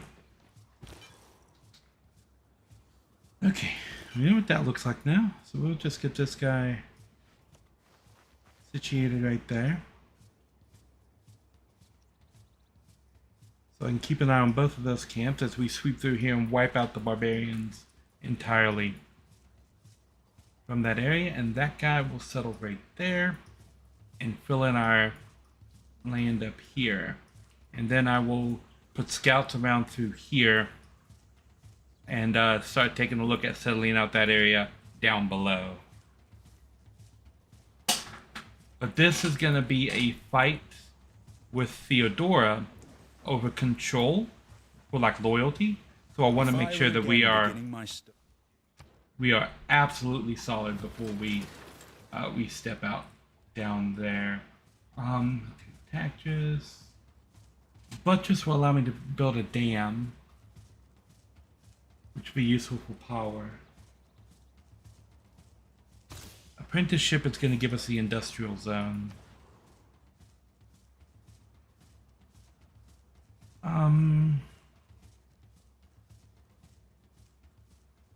In the capital, I need to go ahead and start getting all of this stuff going. So where's the best place to build a campus? We have a +4 right there. That's exactly where that campus is going. You're going to go up here. And we're going to make sure that Academy Town, looks like they are using that spot.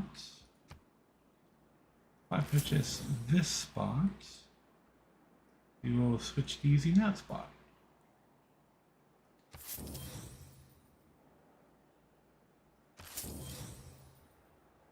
Okay.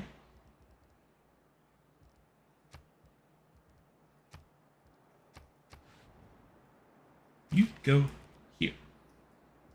You don't need orders. You, just sleep and watch the barbarians. It'll be fine. It'll be fine. What's the worst that can happen? They convert to our religion? You have barbarians that ain't lying. Right? Right. Of course that's how that works.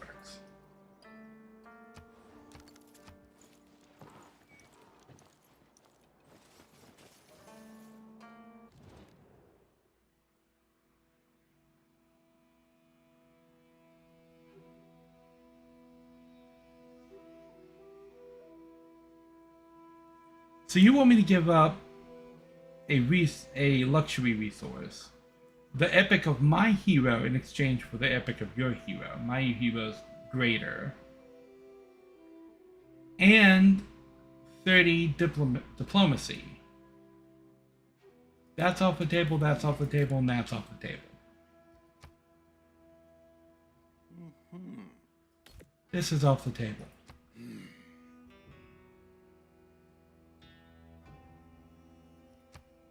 Then we do not have an accord. I am not just going to give you things. And now we have another epic, the Epic of Himiko.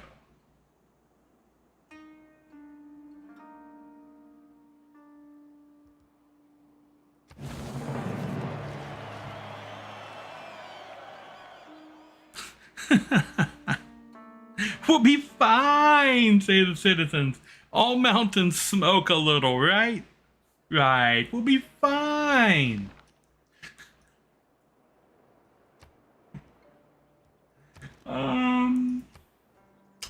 Let's name you Salusa. Anybody know what that's a reference from? Because if you can get that reference right there, Salusa, you are a fan of a certain fictional franchise and not the movies, the books, because I don't think it's mentioned in any of the movies. It might be in like a subtitle somewhere, or it's saying, hey, this is where you are right now, and nobody pays attention to it. That's a reference right there. I can take that pin out because I'm there. This guy is going to be there on the next turn. You can build a mine right there. Get up there to those crabs. I am not even joking. We are losing 1 per turn. 1! Just 1. Just 1. And I've literally got nothing that I can build that that will. I just need to put 1 amenity here. Just 1. And I stop losing loyalty in this city. I've got 37 turns to figure out how to fix this. Hopefully a barbarian isn't hiding right here or right here to eat my builder the moment I pop out to build these damn crabs. Choose a production. In Greyer. Okay.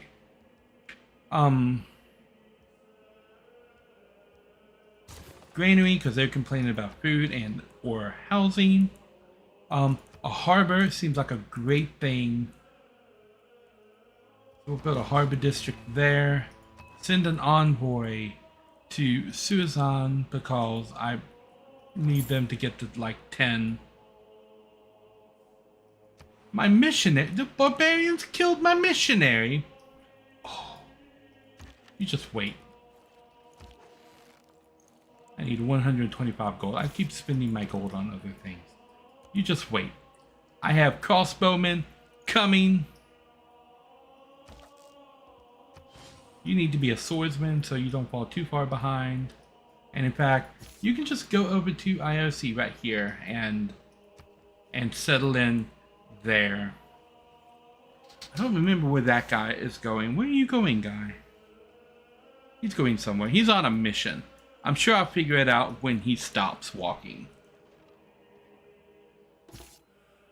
Medieval era ends in 10 turns. So I think 10 turns is a good place to end the stream. We will be ending in 10 turns when the medieval era begins. And hopefully it won't be the Dark Ages. But I am 61 of 65. If I don't hit 65, the medieval era is going to be the Dark Ages, which is kind of a good thing. Maybe if I can get a golden age right after a dark age, your golden age becomes what's called a heroic age, and you get to pick 3 of the little boosts for going into the heroic age. Yeah, let's avoid the Dark Ages. Oh no, I'm at 61 of 65. We got 10 turns to get 4 points to avoid the Dark Ages.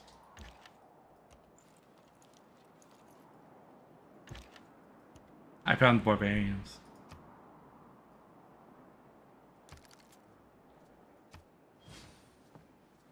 Oh, you're stumped to... Okay. What does this mean? What does that mean? Yes, my stage is a lot bigger than yours. Just saying, I have all of this stage. You have this itty bitty stage over here. Welcome to the World Congress. Oh, this is lovely. Producing, purchasing military units using the chosen currency type is 100% the cost until the next World Congress. Okay, well, I can tell you right off the bat, I do not want people buying things with production. Units of the chosen promotion class gain +5 combat strength. Of the chosen promotion class, lose +5. Ranged. Okay.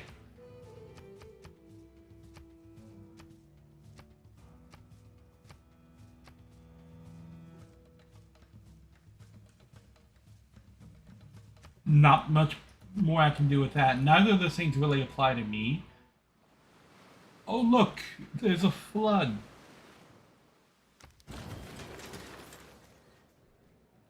Producing military units is 50%, minus 50% the cost until next month's production. Well, that's kind of the opposite of what I wanted to happen. But I got this one passed. Ranged lose +5 combat strength. So that's lovely, I guess. I'm not understanding how my borders are working here.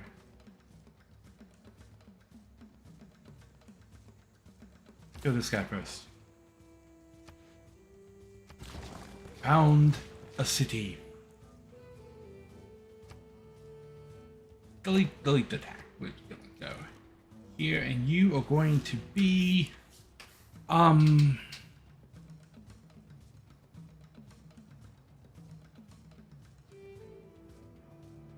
what is a city name? I'm now running out of city names. Oh my gosh. I'm founding too many cities. What's the city name that I haven't used? Oh, well, here we go. I do have a planet named Logos. So, Logos. The origination.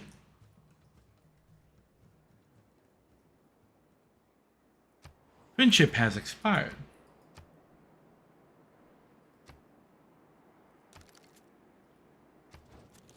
Declare friendship. Huh. Alliances. This is how I fucking stopped you. Okay, declare friendship. Yes. Alliances. Cultural alliance. Please? Yes. That's how I stopped Japan from taking over my cities with culture.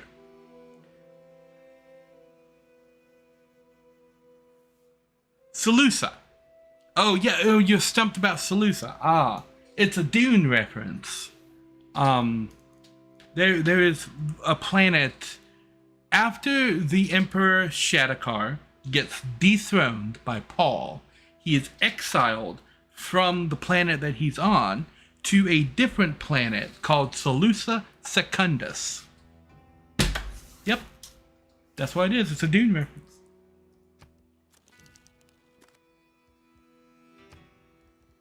Alliance.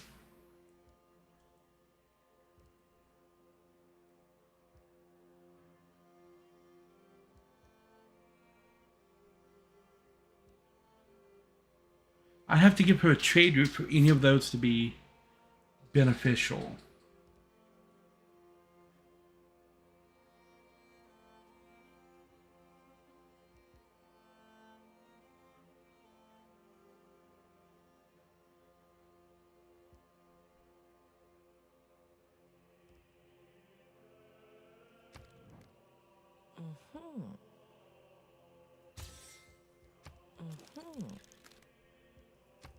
Okay.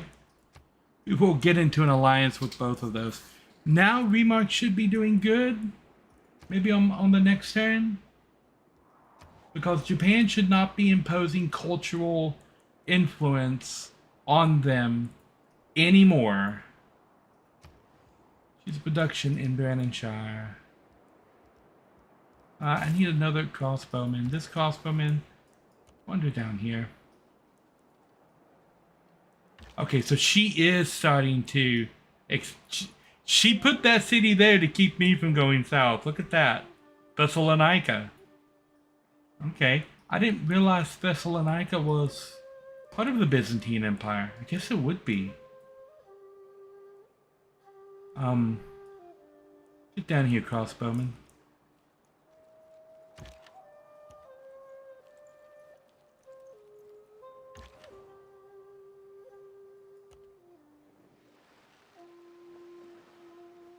Yeah, I'm gonna get to the next age, which looks like it might be 3 turns away.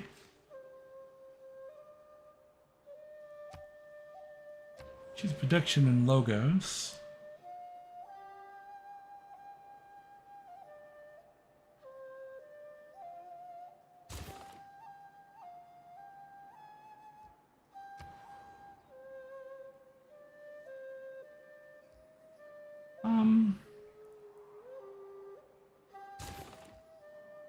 Production in.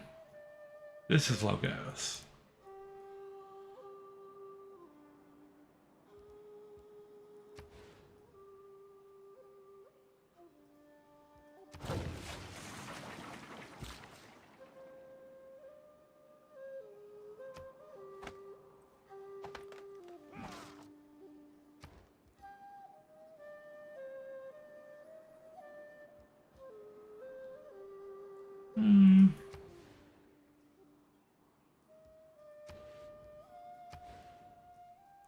This one culture right here. We get an adjacency bonus.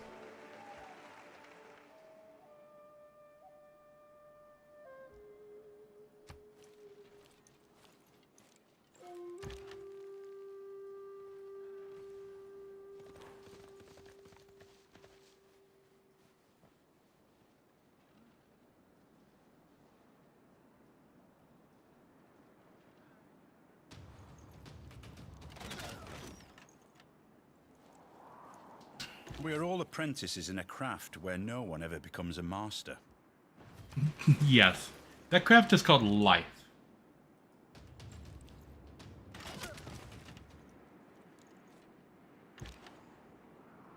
Okay, you can alert in IOC and that'll be fine. You can just stand right there. That will be fine. Choose a research. Okay, I think we're good to open up the technology tree and go to gunpowder. Choose a production in IOC.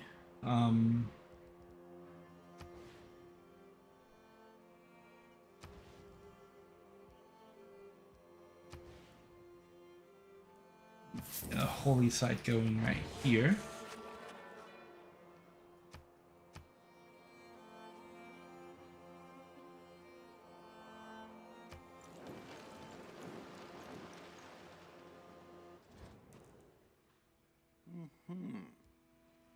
Oh, he's finally joined an order. Okay.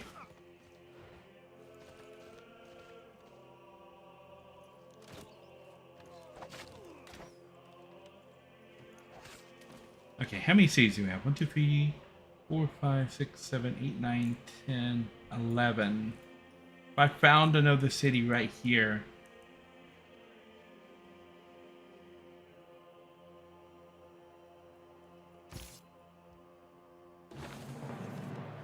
The medieval era ends in 7 turns. We'll go for a chest though. If I can purchase a tile, I can purchase that tile right there.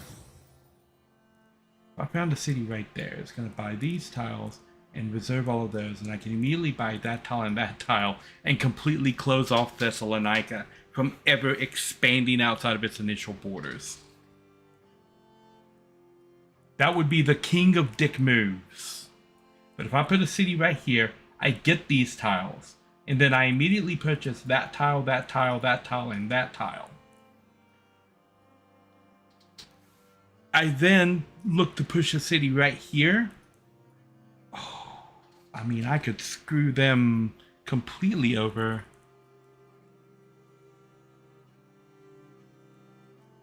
But the influence of their civilization would be huge on this city.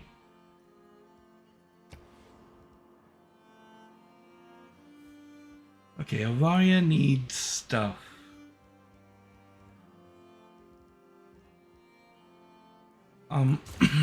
Let's start getting walls in all of our cities.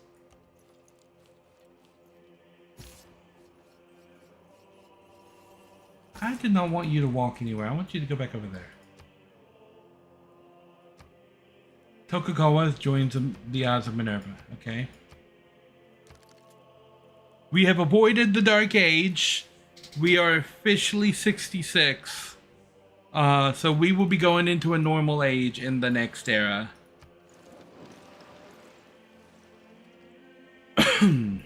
All of these military units are going to go, and I'm going to see about securing the bottom part of this peninsula. See if it's still viable for me to try and take this over. There's a barbarian. The building blocks of the universe are fire, water, gravel. Vinyl. Yeah, there's a barbarian hiding right there.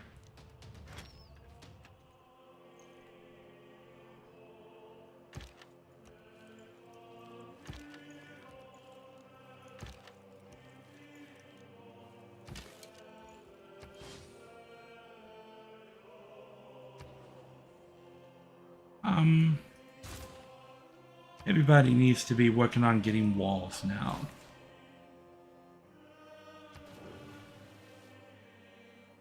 Okay, Remark is finally in the good.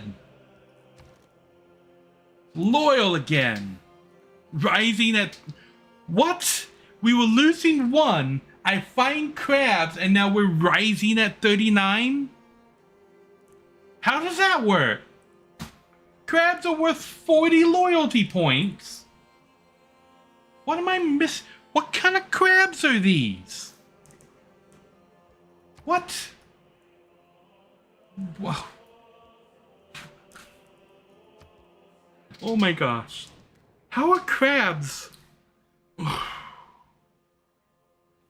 you giving me everything? You want stuff that I'm not really using for your epics.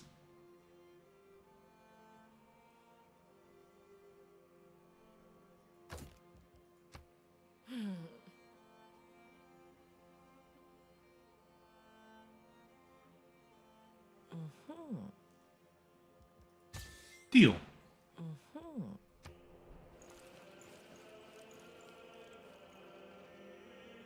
Now, if I look at my great works.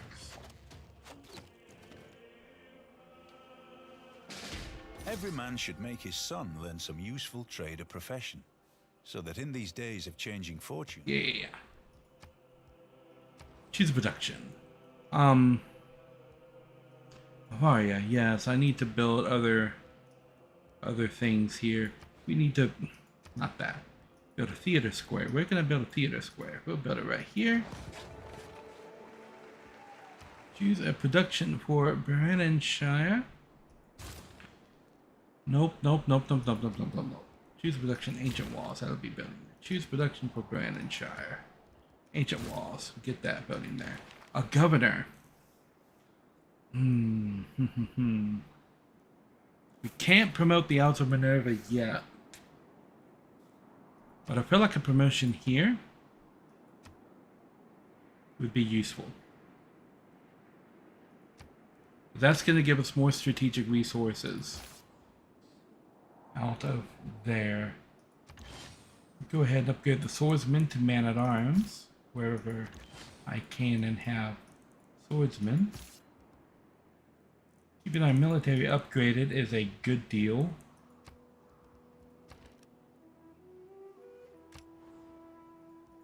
Purchase a library there.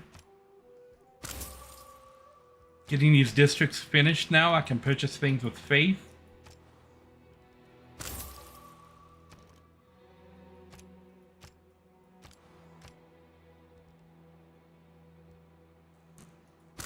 Yeah, let's buy back Himiko. Because Himiko is going to give us what we need to get Akkad as our city-state.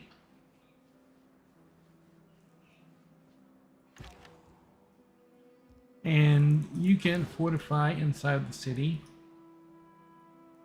No. You're actually going to come down.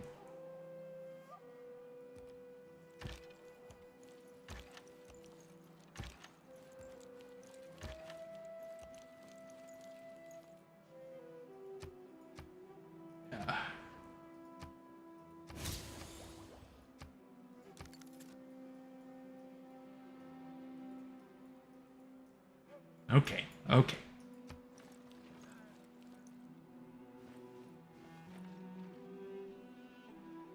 Japan has earned Sun Tzu.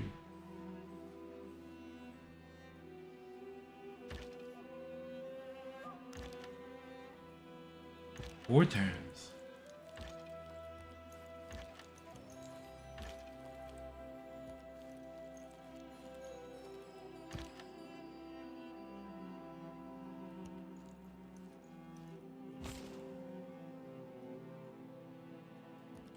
Brandonshire.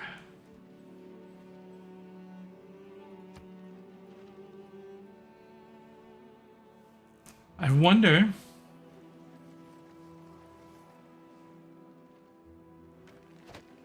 Four turns.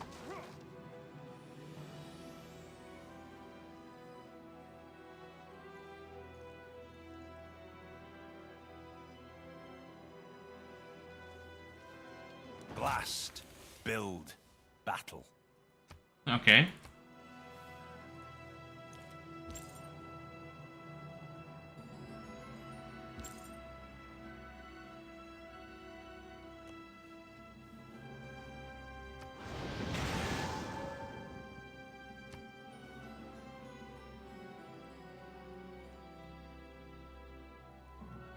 So I only know 3 city-states, and I want to own all of them.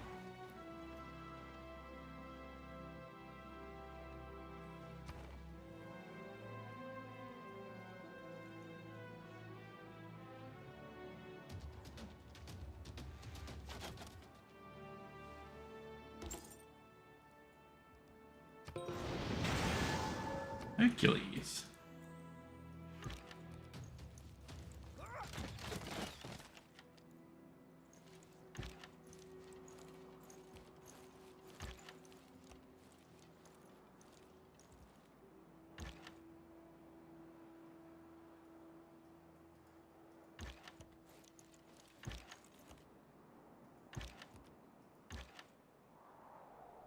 Okay.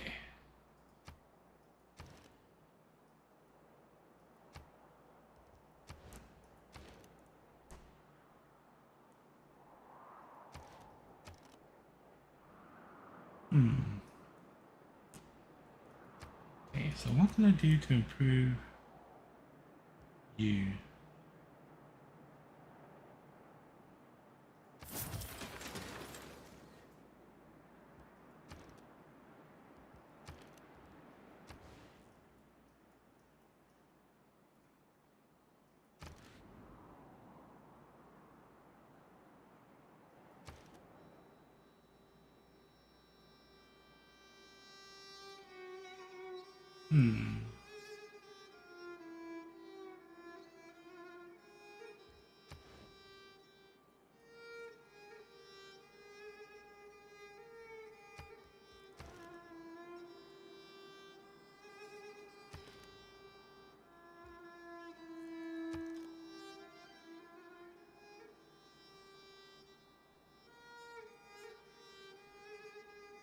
Okay, we need to increase some amenities. Go in here.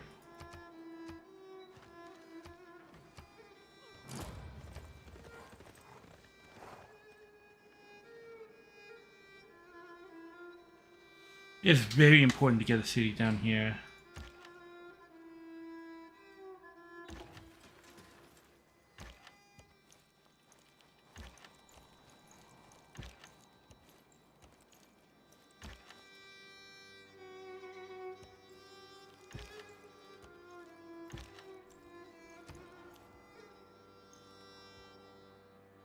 Brandonshire. The builder there. Use the production and remark.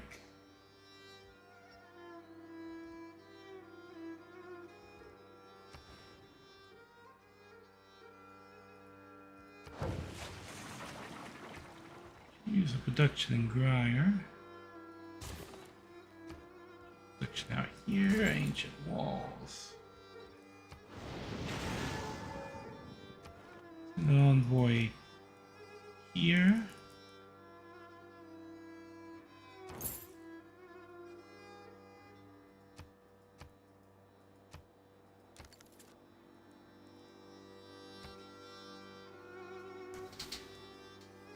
Is this the end of the era? Because I'm if I can get theology as a government, I don't think it'll give me a big enough boost to get a golden age, but I might be pretty close.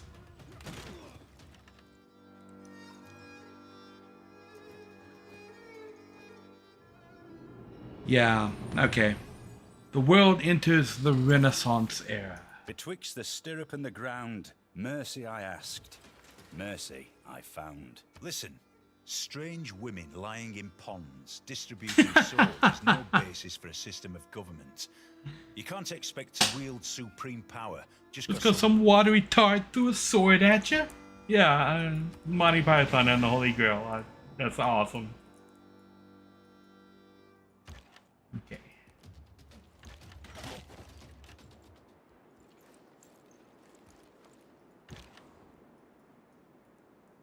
We're going to sort this out first.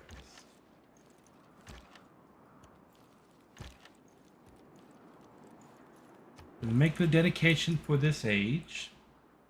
Hic sub Draconis. And Theo is going to tell me to discover a new continent and reform the coinage. Each time we can include a trade route. I think monumentally is going to be our thing. We get that bonus if we go to Constantinople, so we will build a trade route to Constantinople. Okay, we're going to get a temple going there. Ancient walls going here. Ancient walls going there. A new government type.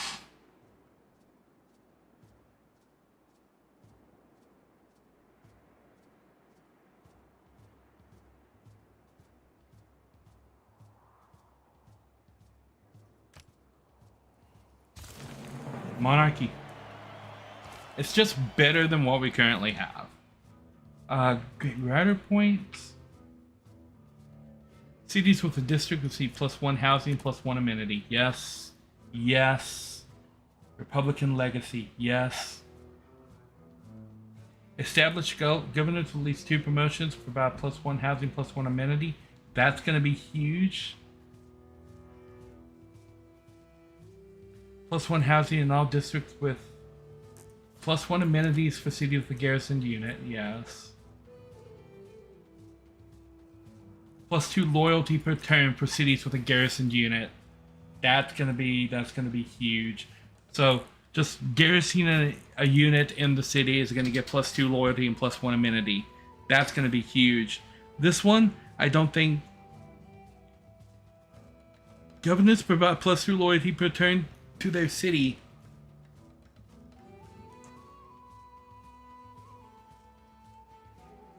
I mean, I'm going to be having a loyalty issue.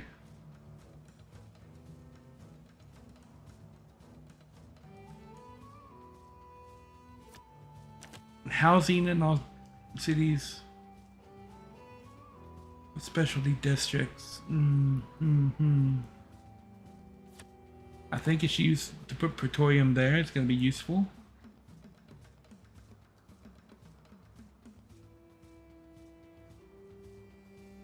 Okay, is there anything we want to replace this caravan thing with?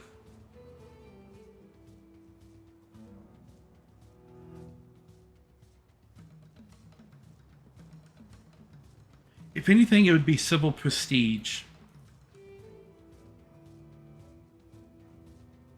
But I only have 1 governor with 2 promotions right now.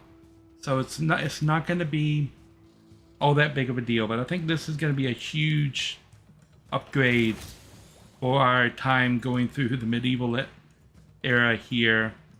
The unit needs orders. Anasi. Anasi, get down here.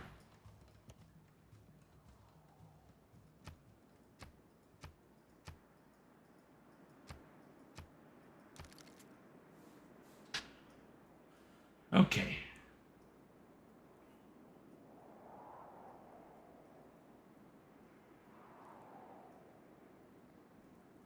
So, we are 1 turn into the Renaissance era.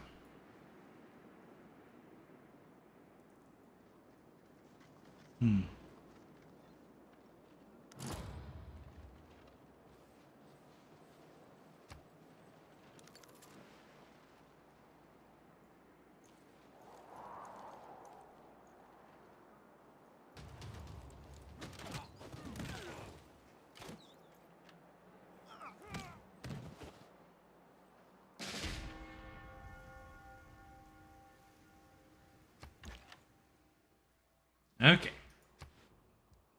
Save game.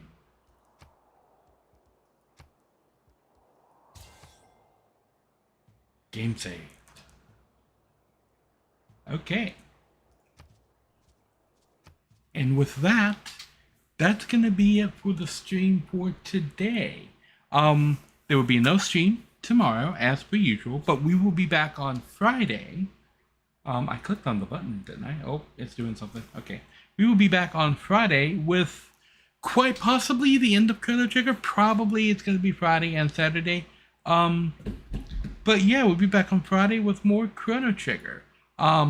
Let's pass everything forward. Let's see who is live out here in Twitch land that we can throw a raid at. Who's doing some fun stuff right now? Let's see. Icy Jackets is streaming. It's been a while since we've thrown a raid at Icy. Oh my gosh, this is Icy Jacket. Yeah, let's throw a raid over at our buddy Icy. They've got a completely new screen for raiding that is actually pretty cool. All right, so we're gonna raid our buddy Icy Jackets. Yeah, I want to thank you guys for watching, and I will catch you guys on Friday for more Chrono Trigger. Nari out.